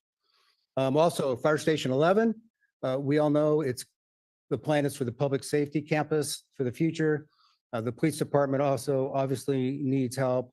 The plan is, we demolish police and fire station, make one public safety center with shared conference rooms, shared physical fitness. Then we have each our own administrative sections. And then also, obviously, the Station 1's equipment would be there too. That's in a planning phase. There's been multiple meetings on that. I know you're all aware of that. I know Hans, we're continuing to meet on that. I think we have a meeting next week. So that is just the next project. But it's an expensive one, right? I mean, that's the hard part. We all know it needs to be done, but how we're going to fund it, that's the question. So that's going to be chapter 2 here. Fire Station 13 training tower. It was stated that the training tower should be red tagged, should be torn down. That was dangerous. Well, first of all, the tower hadn't been used for years and years and years. All they were using it for was storage on the bottom of the tower. Nobody was going up and down it. The tower it had rot, it had damage. It needed to either be torn down or rebuilt. I was going to be disappointed if it was torn down because we use that training tower. That's the only training tower we have in the city. Good news is one of our division chiefs out there one day when the engineers were out there looking at it, and they determined that instead of tearing it down, they could rebuild it. That wouldn't even cost that much more. So the new plan is to rebuild it. That work has kind of started. The plans have been completed. I'm hoping construction for the rehabilitation of the training tower will start sometime in the very near future. So that's another success that we've had when it comes to our fire stations and our infrastructure. 911 and the CAD system. Next generation radio network, emergency network, that was mentioned in the grand jury report. I got to be clear about something though. We have no control over Monterey County's ability to manage the NGen system. We're customers to the system, right? We're participants. Every fire department in Monterey County today is waiting for NGen to go to the next step. So it's not just Monterey. It wasn't like we were holding it back or we were in control of it. We have zero control. Every single agency in the county. But the good news is when they do flip that switch, and Monterey County Fire Chiefs Association is working with them, Monterey Fire will be ready. We're one of the few agencies that will be ready. The reason for that is because the fire station and alerting systems that were all mentioned in the grand jury report are all outdated. They don't make parts for them anymore. They're not functioning like they should be. And the firefighters need to have high quality station alerting systems in the stations. It's a priority of mine. It's a priority of yours. That's been funded. And they were all for 11, 12, and 13 for all 3 fire stations. And the new systems are also compatible with the next NGen system. So we're not putting a system in that'll be outdated when NGen takes the next level. they're all compatible. So we can get the benefits of it today, but still be able to move it into what the benefits will be tomorrow. First arriving, this is another thing, the digital display dashboards, they're in all the fire stations. Think of like a big screen television on the wall. And when a call comes in, the CAD automatically displays that information so the firefighters hear it, but they can also see it. And that's important, right? Because it has all the information, it could be wires down, it could be hazards, whatever it is, all that information is put out. The digital dashboards we have are tied in to our mobile data computers, which are on the engine. I'm not going to get too technical here, but when the engine leaves, those shut down. But we've just, right now, we're working with a vendor. It's called First Arriving. They're going to come in. It's going to be all digitally based now, all Wi-Fi based. So it's going to be updated so that they will run on their own. And it's not only going to be able to provide the call information, but it's going to show weather, it's going to show traffic. We can put safety messages on there. We can do training. That's also been funded for this fiscal year and hopefully will be done. It's in the planning stage right now, but we physically have a vendor that's working on it. So I'm hoping it'll be done in 3 to 4 months. And ISD has been working with us on that. So I'm really optimistic we're going to get that up and running soon. One more here. The last one, mobile data computers. Just important to note that we have brand new mobile data computers on all our engines. Fleet has been working with ISD and they're all, I think almost everything's in service, maybe 1 or 2 aren't. But that's another improvement. They're talking about data, but a lot of that issue that they've been having with connectivity, it's Verizon, right? Like your cell phone, nobody really has control over Verizon. So, I mean, they're great products. The new MDCs are better, they're faster, they're smarter. So I'm hoping that will alleviate a lot of those problems as well. So all those issues in the report are being handled. Last of the 5 is mental health. Very important to me. You know, we need to care and we need to take great care of our firefighters for all the great work that they're doing. But a couple of those resources were in play. So we're talking about critical incident stress management, CISM, but we did have the City of Monterey's employee assistance program in place. And what that does, it's like family counseling, substance abuse, stress management, and that's for every employee in the city, not just police and fire. It's for everybody in the city. And so it's a resource that they have just like the rest of us. But we also have a specialty. Her name is Karen Lansing. She's a board certified expert in traumatic stress. She's worked internationally. She's worked for metropolitan police and fire departments, and that resource is available 24/7. We weren't letting our folks know about it or how to access it. So since then, we put all of the information. It's hanging in every one of the fire stations. They've all been updated on it. So that should not be an issue anymore. And it really is a great service. I think it really has benefited our firefighters. That's also available for police officers. The after action review, there were some issues that policy has been completed. It's in place. We've already conducted at least 3 since January 2024. We also have a peer support team. We have 8 members within Monterey Fire Department, and there's peer support team members throughout the county of Monterey and other fire departments too. We all work together to take care of our own. So I think we've got to the place we needed to be to make sure that we're ready to take care of our firefighters when we were in need. So the last piece here is just asking you to look at the drafted correspondence here that we presented you. The Monterey Fire Department overdue for an overhaul, and that's that you will sign off on our responses. And I know you've all had the opportunity to read it. But before I'm done, and I know I've been long-winded, I could go on and on and on about all of our success and all the great things we do and the great people that work for Monterey Fire Department. But I have to do some public thank yous. I want to thank you, Mayor, and members of the council for your leadership and your steadfast commitment to making sure that we have everything that we need to be successful, which supports our mission. So you're on the team. I want to thank City Manager and his staff, Hans and Nat. When Hans called me and asked me if I'd be willing, to come and take this position as your fire chief, we had a lot of discussion. And I let Hans know that I'm not going to come in and be a placeholder chief. If that's what you want, I'm not the right person for the job. So I told him he really wanted to get stuff done.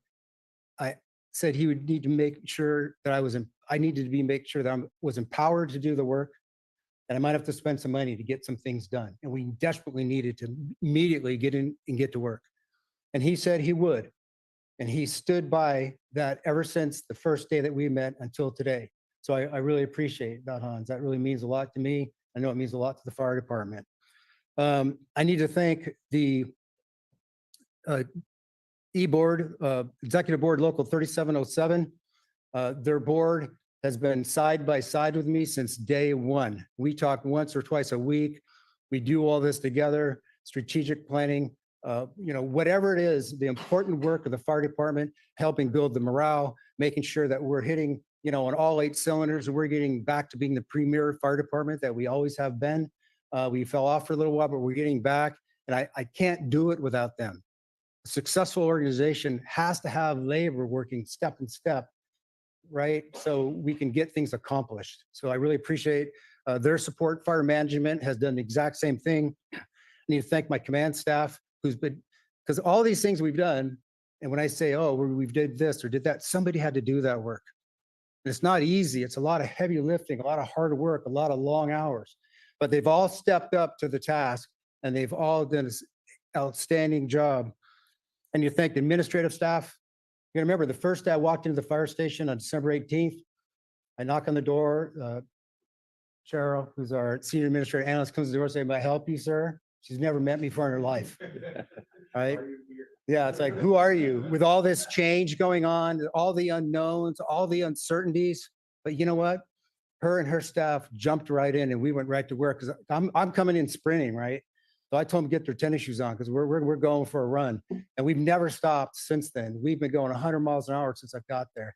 And they've all been step in step with me the whole way. So I really appreciate that. And the last, but certainly not least, is every single boot on the ground firefighter in this organization.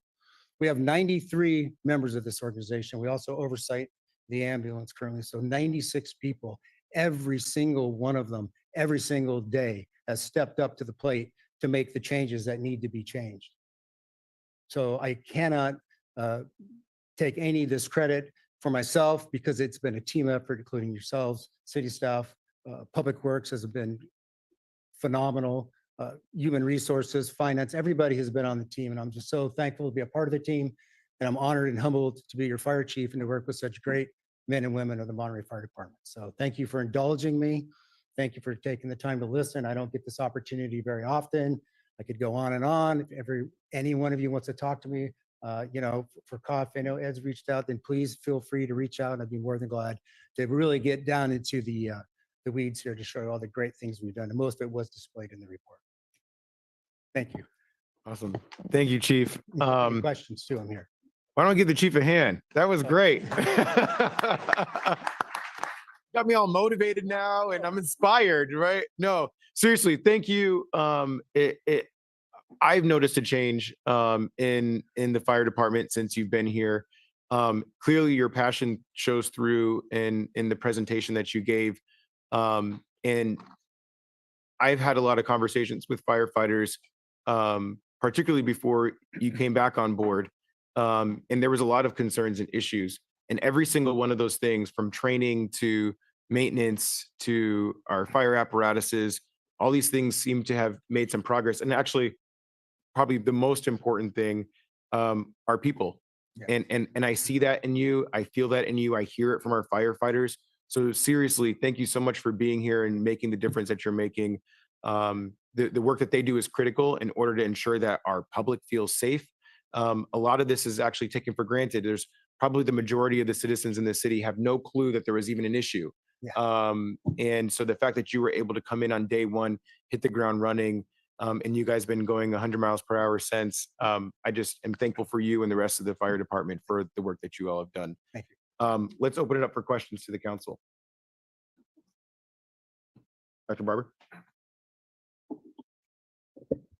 So yes, again, I echo the mayor's comments. Thank you so much, Chief, for all the work that you and department have done, the staff have done.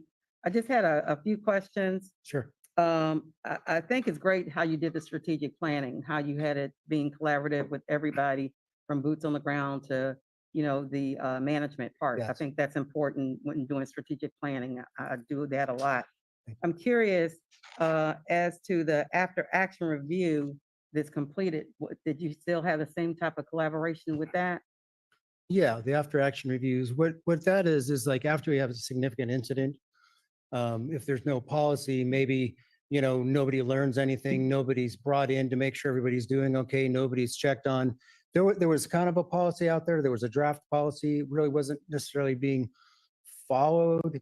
Okay. And I'm not disparaging what's happened in the past because I wasn't Sure. there. I don't know what the reasons were. I'm only here today. Exactly. But we've put that new policy in place and every time we put a new policy out, it goes out for, is it a 30-day review. Okay. Everybody in the department gets to review it for 30 days and have input. And they also have the opportunity of input as we're making the new policy or making a change on a policy. Okay. Does that answer your question? Yep, that Okay. answers my question. Thank you. And then just one last question. You talked about Lexapol. Yes. When you were here previously, if I'm getting this correctly, Yeah. you had implemented that, but then Yes. it wasn't actually being utilized, but now it's being Well, utilized? yes, ma'am. Once you buy and you receive it, then you have to put in all the policies, right? Okay. You have to go through, it's painstaking. It's horrendous work. You have to go each individual policy, make sure it's up to date, make sure it's meeting, OSHA or NFPA standards, whatever it is, and make sure it's right. Then it has to go out for the 30-day draft. And that's a lot of work, a lot of heavy lifting. So it just hadn't been done. Okay. I noticed that day one when I got here, because I was so excited to have bought Lexapol before I left, right? Mm-hmm. Because it was like, it's such a great tool to really help us. Mm-hmm. Okay. Thank you. Councilmember Smith? Just hearing you talk about Lexapol brings back horrific memories because I did that twice. Okay, you know then. So, Yeah, so you congrats. know. Yeah. Yeah, as long as I got meat and pizza, I'm gonna be okay. So we have this inside joke about I have to have meat, others don't. So, Chief Miller, you laid it out really well, and you neglected one person because I know of the sacrifices that family makes, and that's your wife and the wives of all the battalion chiefs and the captains and everybody else that works. Thank you Because for that. when you get a work assignment, I know how it is. It's all hands on deck, and it's not just 8 hours a day. So make sure your wives know how much we appreciate the fact that it's the family Thank package. And we do appreciate that. That's very kind. And husbands. In the old days, we would call it mission first, and people were not considered. Today, we say it's mission always and people always. Yes. So it's a combination of driving to the mission, but also you got to have the people that are right there with you right. doing that mission. So I really appreciate your strategic plan that included all the way down through the organization. So I think that's really, I think that's what your staff was asking for, and appreciate you answering the call and including them and being comprehensive. Great presentation. Thank you.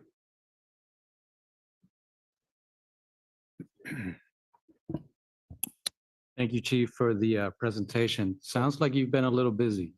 We've all been busy. Yes, Thank and really appreciate you for it. And I had a few questions. You answered a few of them already, so it'll be short. But Sure. before I jump into those, I just wanted to highlight. I really appreciate how your approach feels very systematic in terms of coming in, identifying the issues, and going at it in terms of trying to figure out those issues. So I just wanted to highlight. Thank you so much.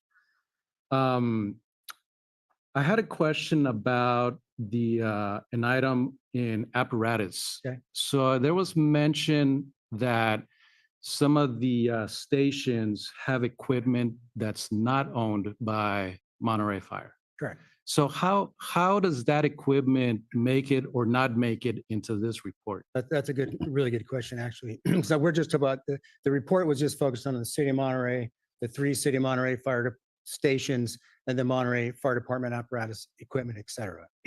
So we also provide service to the airport, to Carmel by the Sea, and the city of Pacific Grove. So the good news is City of Pacific Grove and Carmel by the Sea have both also bought brand new fire engines that will be replacing their current engines to kind of go along with the system that we have in play, but they're still a couple of years out. Same with the stations. Pacific Grove, since I've got there, I've been able to work with the Pacific Grove city staff They're doing some remodeling of the fire station. In fact, as we speak right now, they're doing new bathrooms at the fire station to make them men and women compatible because they weren't before. So I have to kind of do the same thing in Pacific Grove. Then I have to go to Carmel and have to do it in Carmel. And then I have to do it at the airport and do it at the airport. Like the airport just ordered a brand new ARF that wasn't ordered before I arrived. And we kind of went to work, kind of figuring out what the needs were. But does that answer your question on how that's done? Thank you so much. Welcome. And that's actually all the questions I have. Thanks. Yes, no. Yeah, Chief, thank you so much for your work on this. These are really important issues, and I'm glad that you working with our firefighters have addressed those issues. I did have a couple quick questions. Sure. So with respect to the CAD 911 system and NGen, if there's anything that council could do to help motivate NGen to do what they need to do, please let us know, whether that would be sending a letter or inviting somebody from the county who has authority to come maybe and speak to us. Please talk to the mayor or a city manager, because I think the council would be supportive of doing what we can to help move that forward. Thank you. And then this may be a stupid question. I'm not sure. I'm not a tech person, but you mentioned issues with communication in the vehicles and Verizon. Yeah. I'm just wondering, and I don't know, is it possible for us to purchase some kind of mobile hotspot for our engines? Would that work? Would that work better? But if there's anything like that, any kind of solution, I'm sure council would support it. We have the best system that you can have right now with the new MDCs. And what I mean by Verizon is, the MDCs are supported by Verizon, right? Once they leave, but there are hotspots. Greg, do we have hotspots on the engines? Where we do? Yeah, that's our technical expert back there. So we have hotspots on the engine. It's not just Monterey. It's every probably fire department in the nation that's dealing with mobile MDCs. They're just not perfect. They work most all the time, but they're not perfect connectivity. There's always just little glitches and issues and coverage areas, et cetera. But thank you for that. But especially thank you for offering, either send a letter, have somebody from the county come and explain where we're at with NGen, because that's been a really hard push. And the report did go to the county, by the way. So the county had to respond to one of those questions, I believe, on the report that had to do with the Monterey County Fire Chiefs Association. Actually, talk about the Monterey Fire Chief, but it's the whole association in working with NGen. So thank you. Appreciate it. Thank you. Mayor, please. when you get done, I had another question. Please go ahead. Okay. You brought up a topic I hadn't thought of, but your Fire Chiefs Association. Yeah. How often do you meet, and is that chaired by one of the fire chiefs? We meet every other month, and yes, it is chaired by the Salinas Fire Chief right now. Okay, and so you rotate that chair? Yes, seat. yes, sir. And for the technical side, when we're talking about engine, it's based on the federal standard of P25, which started years ago. And the federal standard is continued it multiple years because of lack of funding, equipment across the country. And it's the narrow banding where we were going from analog to digital, which meant all equipment had to be replaced and modified and upgraded. And the biggest problem most agencies get, as the chief probably hears all the time, is the topography. Yeah. So Monterey has lots of hills and mountains, and so that creates the difficulty. But it's a massive amount of money and still a leap to get all the fire agencies and police agencies in the United States to be fully functioning on the P25 demands. So best of luck. Let us know how we can help. And I know that that's a continuous major project that's going on. It's been going on for about 14 years. Yeah, 10 years ago, right before I left, we had to buy all brand new mobile radios, Right. all brand new portable radios, for every piece of apparatus, and same with the police department, right? Yeah. So luckily our new radios, our mobiles, and our mobile data computers are all compatible, so we won't have to go get it all. We just have to get them reprogrammed, which will be a cost when the next level of engine does move forward. But Yeah. anyway, I appreciate your technical knowledge of it all. You spoke very eloquently about Again, that. that's why I don't have any hair anymore. So I've got a guy for that. thank you, Mayor. Yeah.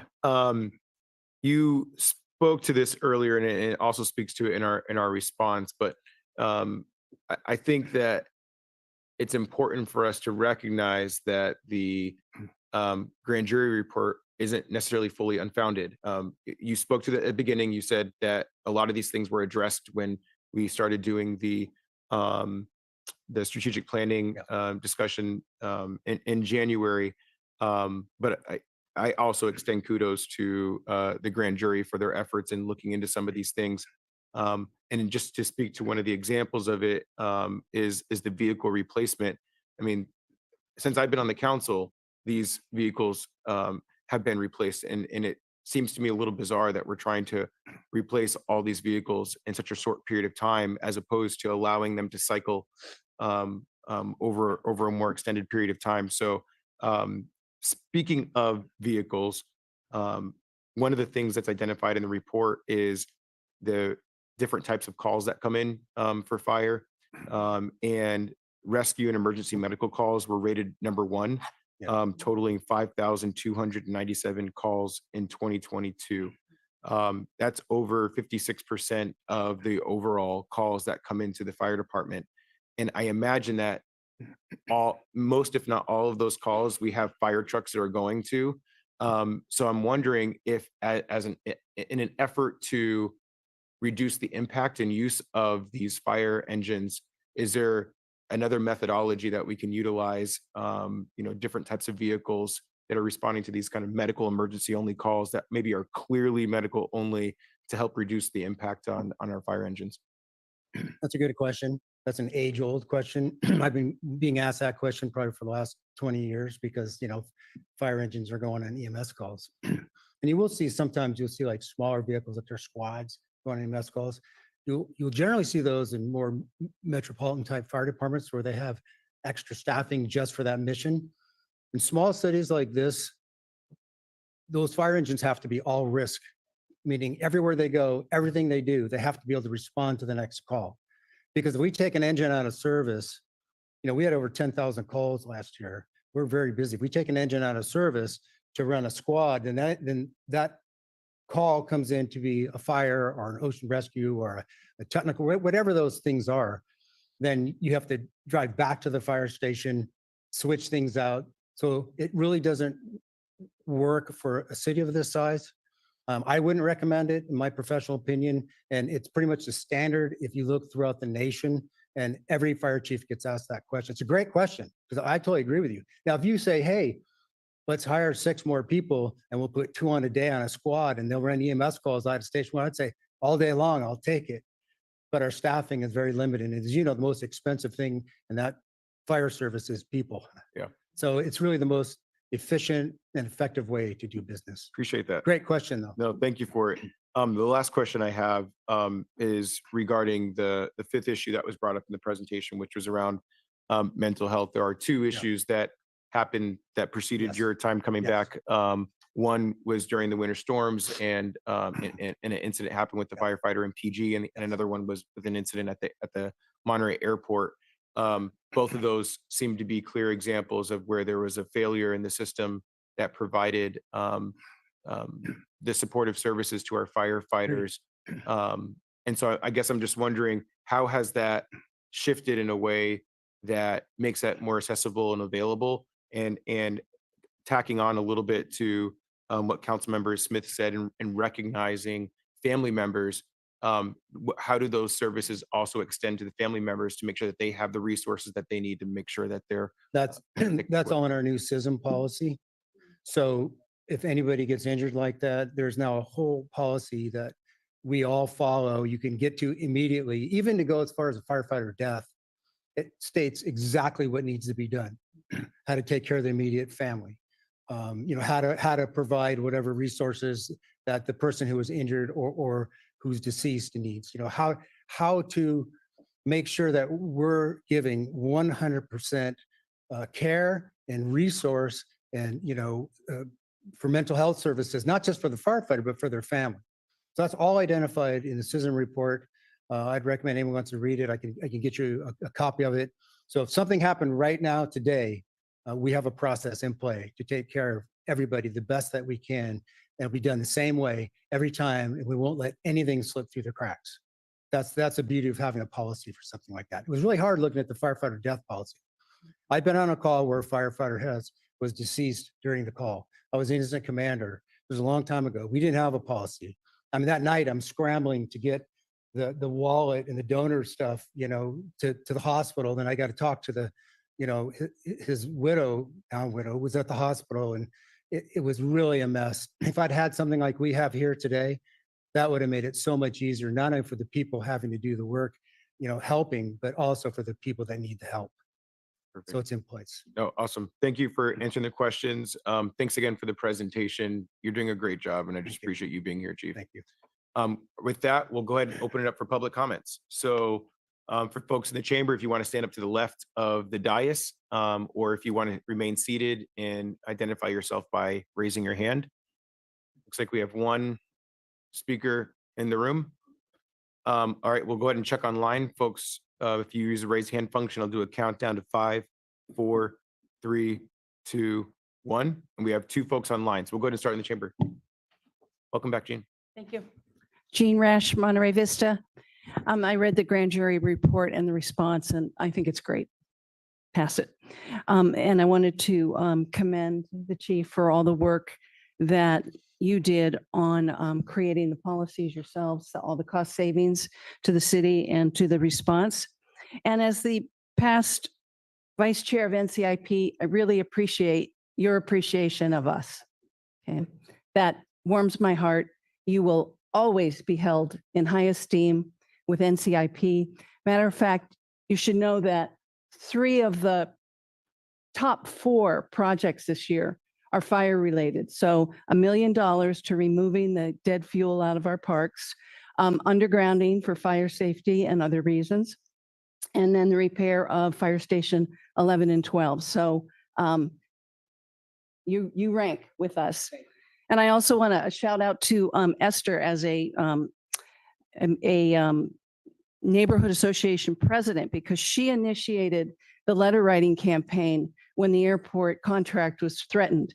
And she contacted she contacted me, Monterey Vista Neighborhood Association wrote a letter of support. I sent it out to all the neighborhood associations, and we were part of that huge campaign throughout the city for you guys to keep that airport contract. So you're the tops in our books. So thank you. All right, we'll take it online. Mr. Rosen, go ahead, please. Yes, hi, Brian Rosen here. I don't have much experience with this Monterey Fire Department, but I have a lot of experience knowing about the Santa Barbara Farmers Market, and I wanted to share a few things. There was a lovely Asian woman tourist visiting the hot springs, and she broke her leg. Something tripped on a rock, and boy, did they have, it's just amazing how many ambulances and fire trucks and county trucks. And, if I break my leg, I want to sign an agreement. I just want a couple of people up there with a stretcher. I don't need all these countless trucks and personnel. Then I noticed the same thing again with a couple of Mexicans at the top of La Cumbre Peak. And there were so many trucks. And then one of the people said, we really didn't need to be called. They were kind of confused. They were at the top of the mountain almost. And they just panicked or something. But boy, was that ever overkill. So I wish there was something we could sign so we don't have to, cost the taxpayers that much money if we break a leg. But it seems to me that what I'm hearing about a lot is how salaries on a local level are a lot higher than, say, what the vice president of the United States makes, a representative or a senator. So it may be that maybe even though they do a great job, the salaries are overbloated of the fire chief. Is this person making $350,000 a year along with benefits? I mean, it's too easy to raise salaries and taxes on a local level, and they shouldn't probably be making more than a congressional representative. I know Hans Usler makes a huge salary, more probably than Kamala Harris at $267,000, and he probably likes to mete out higher salaries, but it does add up with all the firemen, and firewomen these days, a few, I don't know how many, But I think that we really need to look at salaries and try to keep them, on a decent level. And I want to also mention that I think every child needs to be taught how to put out a campfire safely. It's so important. Campfires aren't dangerous if they're done responsibly. If a naturalist does one, he or she knows how to put it out safely. And it's so much in our instinct to make fires that if somebody does an illegal fire when they shouldn't, maybe a little bit of that training will rub off on them, and we're going to prevent some, serious fires. And so I think, we need to make sure every child is really trained in how to put out a campfire safely and make one safely. And so, we need to prevent fires, mostly, by, the electric companies are responsible for so many, and an ounce of prevention is worth a pound of cure. All right, thank you. Your time has come. And the next speaker is Esther.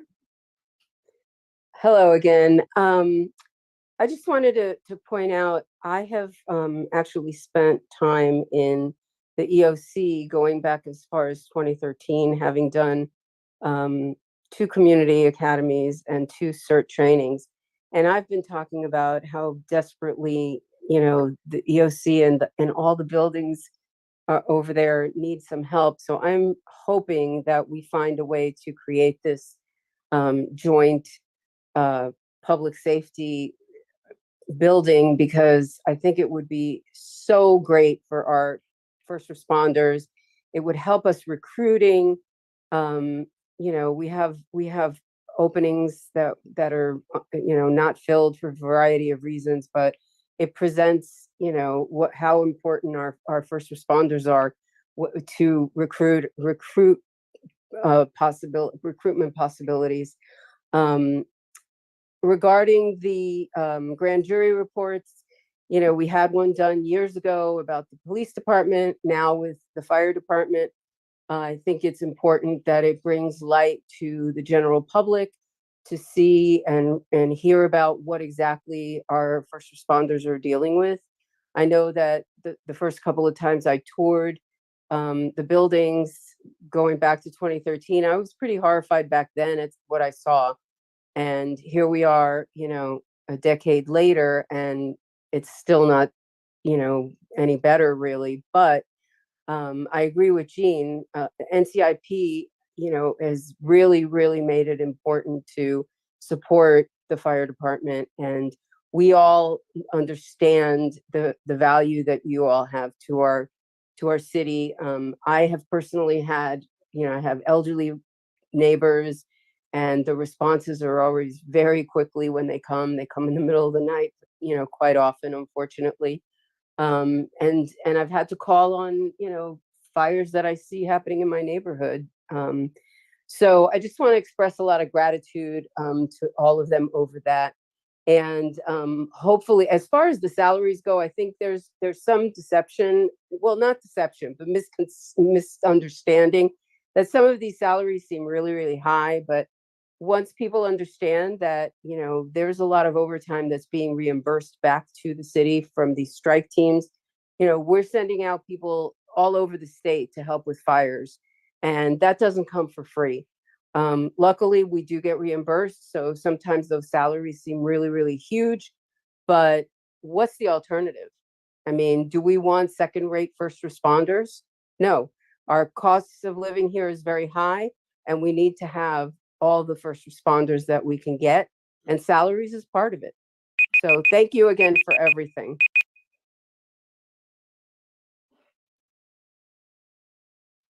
Thank you. I wasn't counting. Okay, with that, we'll bring it back to the council.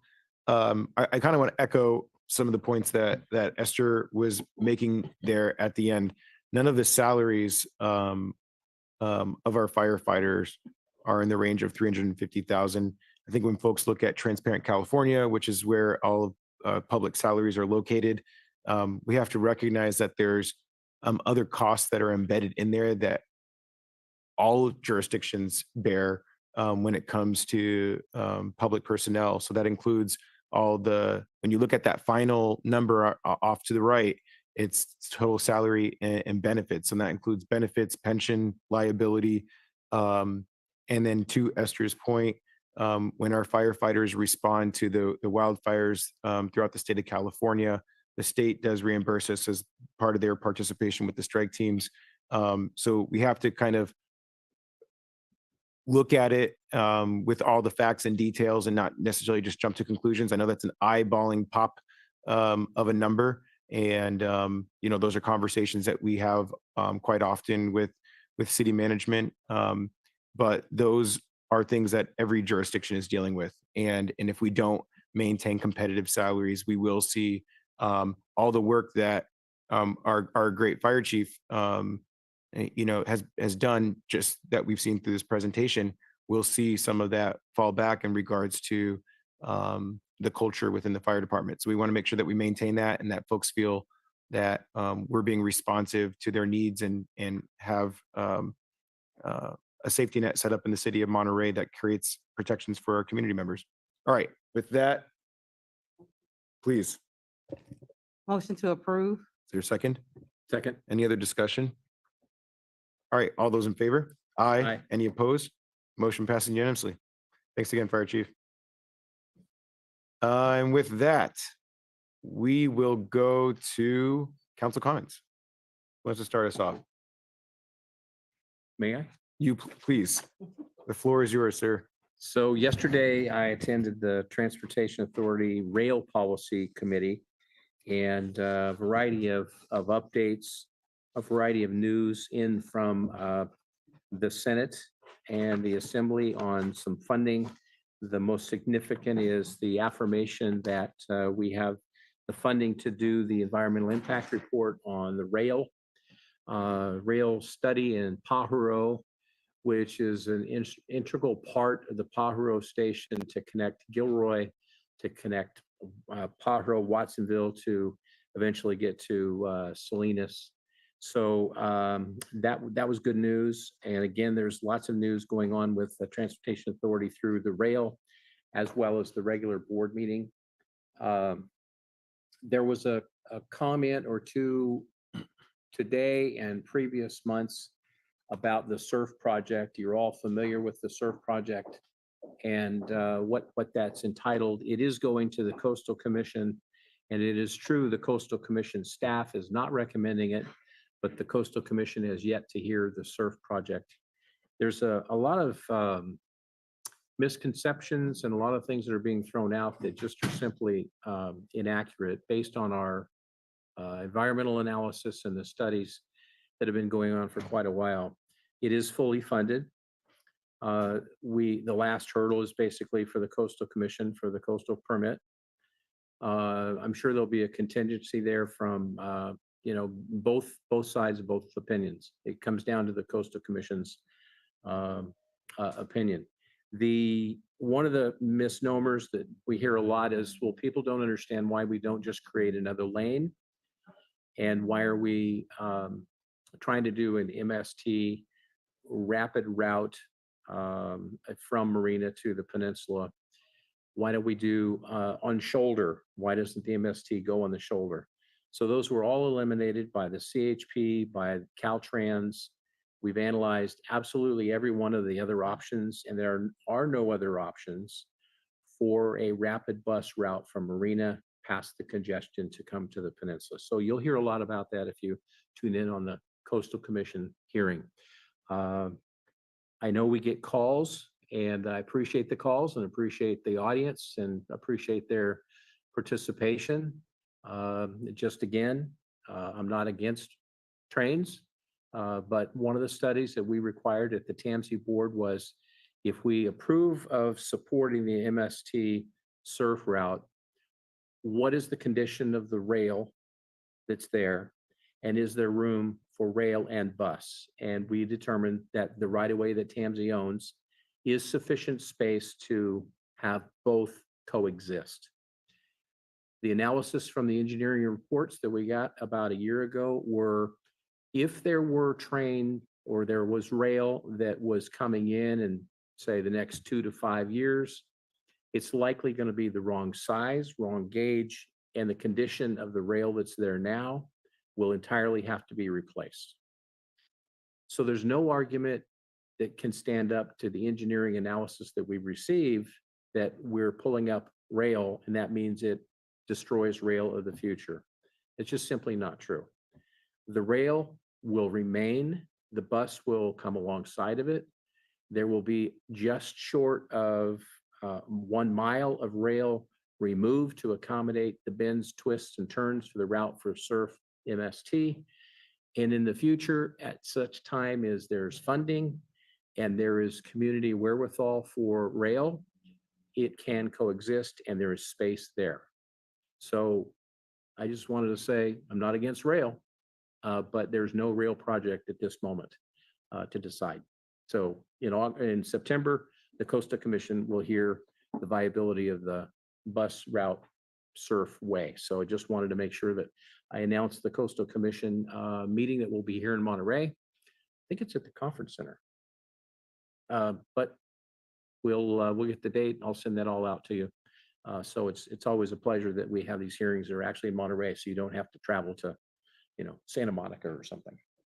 That's all, Mayor. Hey, could you speak further to the conversation as it relates to rail? I know you spoke to some of it now, but what does the pathway look like for those that are in the public that are interested in trying to pursue efforts in that space? Well, there's no rail design, so there is space for it to coexist. So I would encourage the public to continue to participate with TAMSI and the rail. It's likely 4 years to 7 years out with an approach of design. A lot of it's going to depend on where the funding can come from at the national level and the state level. If it's light rail, one policy decision we'll have to likely face as a TAMSI board and as municipal government boards is, where does it start and where does it end? And what is its purpose? Is its purpose to pick up transportation from Pajaro, Gilroy? Do we stop it at Fort Ord? Do we stop it at Seaside? Or how far into Monterey do we bring it? So that's going to be a policy decision for future councils. Once we say we want to pursue rail because we think that we can get environmental study funding and there's project funding and we can figure out a way to pay for trains and tracks and right-of-ways at multiple billions of dollars, that the Transportation Authority has no capacity for that funding, nor do the agencies. So we'll have to rely on the state. And there's a variety of state transportation advocates and state funding that does on occasion get money to rail. So it's a future decision. It's not yet even in a queue to even decide what would the design be and where would we start and where would we finish. Okay. Yeah, Thank but you. it will coexist with the MST bus. Thank you for the additional explanation there. Yeah. Dr. Barber? And so in the same line of the topic we just finished about fires, how to prevent them is coming from your trash. Batteries. A lot of times people are forgetting and throwing their batteries in with their regular trash, and it literally causes fire down at Regen. Really important, and it could cause a fire right there at your house if you're not careful. So what they are asking is that, and it's all on the website if you want to go look at it, but to put your lithium batteries in a plastic baggie and put it on top of the blue can, and that they will be able to take it from there. So that way it keeps it separate so it is able to prevent fires. So in line with preventing fires, there you go. Those are great commercials, by the way. Those are commercials. Yeah, they're worth checking out to see They really because are. they show you exactly what fun. happens out there at the Mhm. landfill. Okay, anybody on this side? Yeah, first of all, thank you, Councilman Ed, for kind of giving some perspective on the bus rapid transit and the train. And, I think it would be great to have train, but it sounds like we need to do a lot more work and planning and we need to get money. So, and it's not an either or necessarily. Right. I just wanted to kind of briefly address, we heard from a lot of vendors and we passed a policy on street vending maybe 5-6 years ago. I can't remember, but if staff feels like we need to modify that, I think it should come back to council, but I do think in the meantime, we need to be processing people's requests for permits based on the current policy. But anyway, so I look forward to hearing more about that. That's really all I have to say. I do think that's something we need to address if it's something that staff is interested in. I appreciate it. I appreciate you saying that because I was going to make a comment myself in regards to that. I think it's important that the council has an opportunity to weigh in regards to what the changes look like there. And it might be helpful to have an update from staff in regards to exactly maybe some background in regards to what's going on. I don't think we maybe have a full picture of what's happening there. So thank you, Councilmember Hoffa, for bringing that up. From M1W perspective, as most of us know, the vote for switching to the tax rolls lost by a weighted vote, and so that resulted in us not moving forward with transitioning to the tax rolls. Staff has estimated that it had a total fiscal impact of $1.1 million. That's 600,000 for non-budgeted expenditures to re-implement the bi-monthly billing, right? We weren't planning to go to the bi-monthly billing. So now that we are going to the bi-monthly billing, we have to spend around 600,000 to re-implement that and working with our vendor on that process. Budgeted expenditures on billing change, that's 33,000. Sunk costs for the execution of the implementation plan was 126,000. Increased expenditures associated with continued bi-monthly billing, it's 219,000, and lost revenue from field inspections is 100,000. So just wanted to give folks a little bit of an update in regards to the implications of that change not occurring. I know that this is still on folks' mind in regards to what does the future hold. And as we discussed at our last council meeting, we decided to continue moving forward with the transition to the tax roll for the city's sewer fees associated with our wastewater treatment cost. And so I think we're going to be set up well because I think there is an appetite still from the majority of member agencies on M1W to make that transition. So there's not much of a plan yet at this point, but I'll keep everybody posted in regards to what next steps look like there for that. And with that, I'll pass it to Hans for city manager report. Nothing for me. All righty, we're moving right through.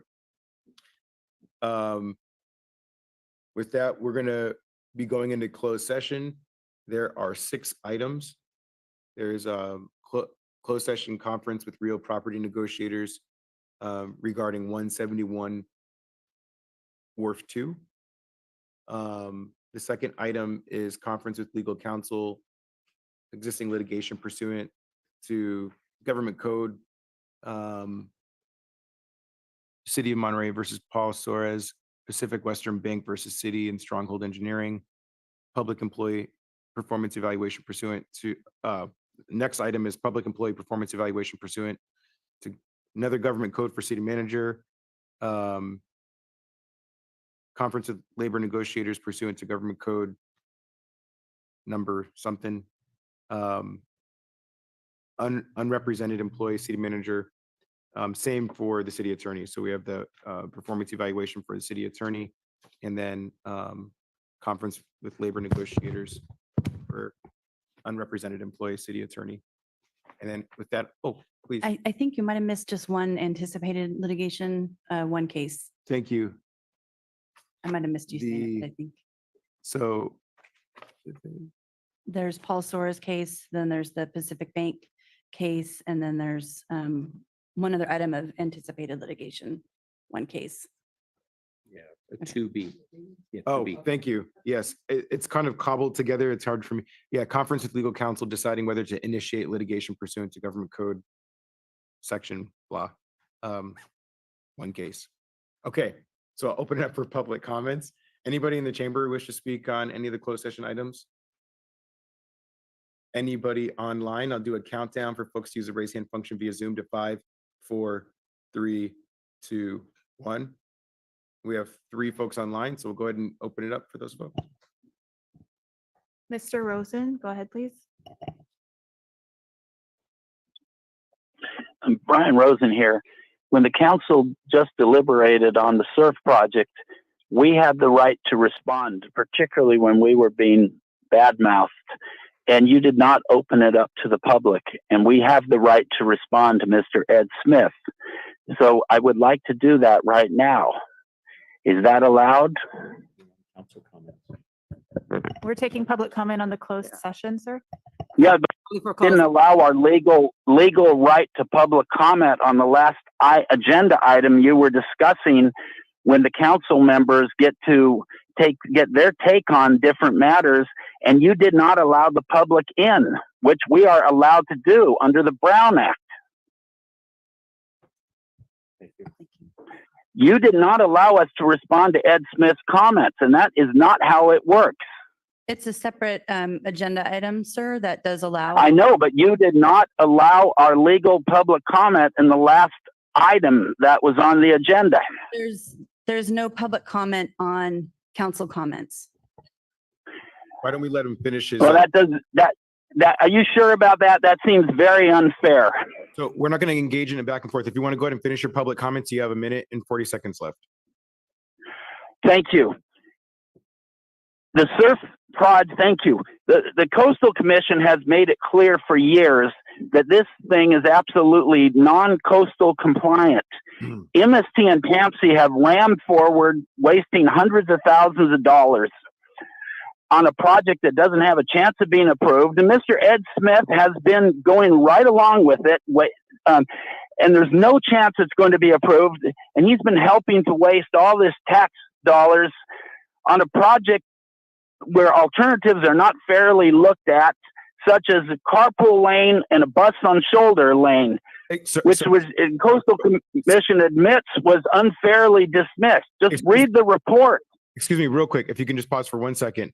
You're speaking to an item that's not on the closed session agenda, and that's what these public comments are for. So do you want to speak to anything that's on the closed session agenda?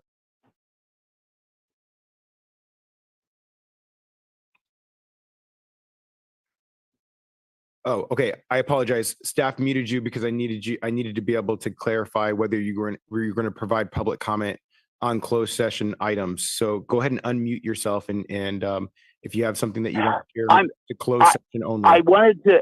I'm sorry. I was under the impression you were going to give me an hour, 1 minute and 40 seconds to comment on the last thing that they were discussing. I wasn't planning on discussing the closed session items. Okay, then I wanted to. Then unfortunately, we'll have to hold off until you can come in back and speak at the next council meeting during general public comment. But that item is not up for discussion. We're not receiving public comment on that right now.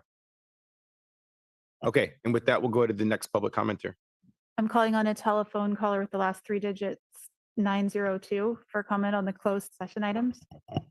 Yes, this is Nina Beatty. I'm commenting on number 3 and number 5. The direction of the city and its leadership is unhealthy, and much of it is hidden from public view. This is worsened under the current city manager and city attorney.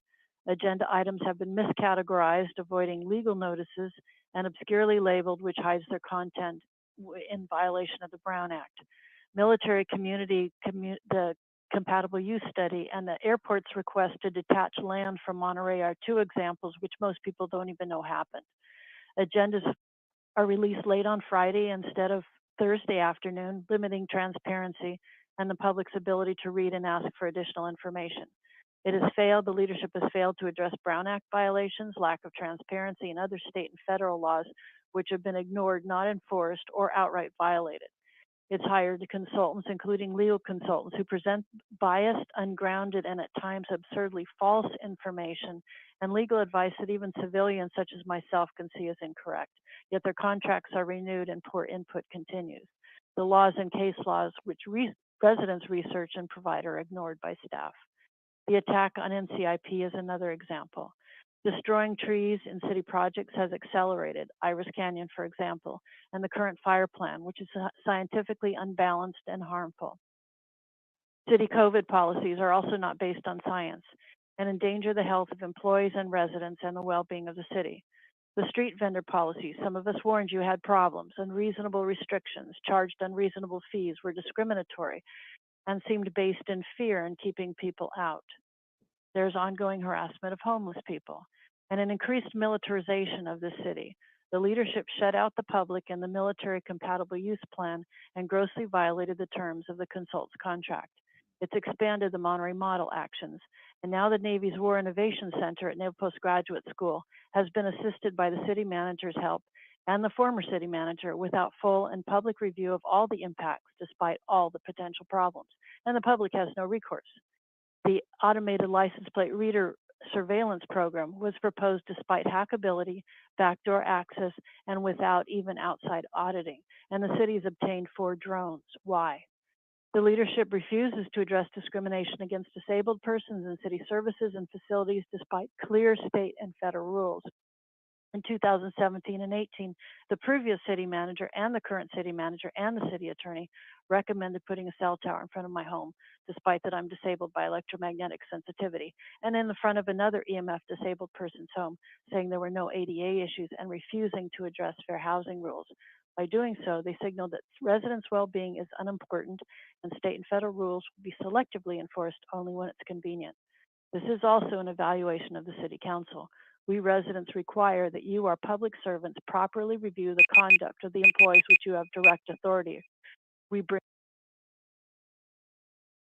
Thank you. Your 3 minutes are up. And the last speaker, Mr. Mayor, is a telephone caller with the last 3 digits, 082.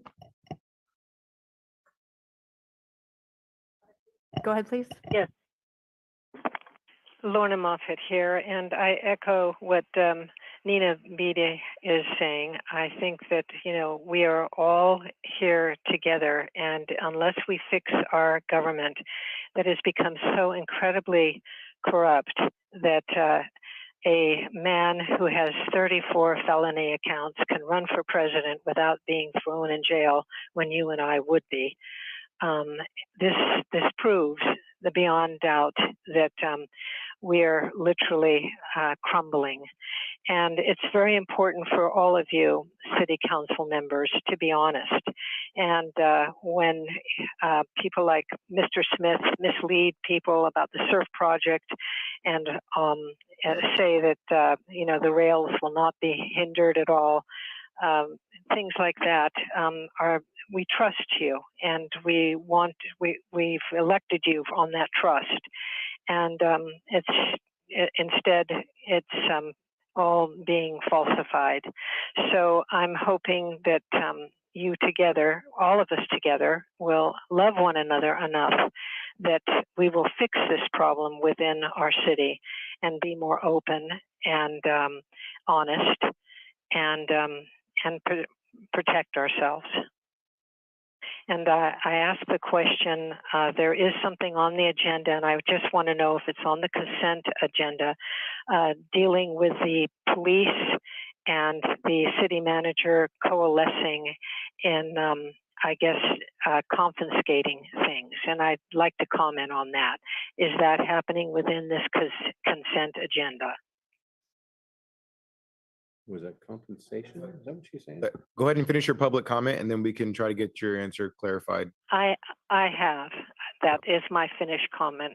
Perfect. Now I'd like to know. Thank you so much.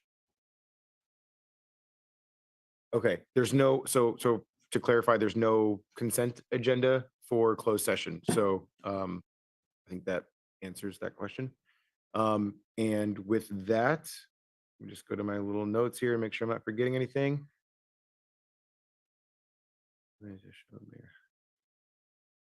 I am going to go to Nat and Clementine to know how to turn off Zoom, unless Chrissy stay until the end. Okay, with that, we'll go ahead and adjourn. Thank you. Thank you, everybody.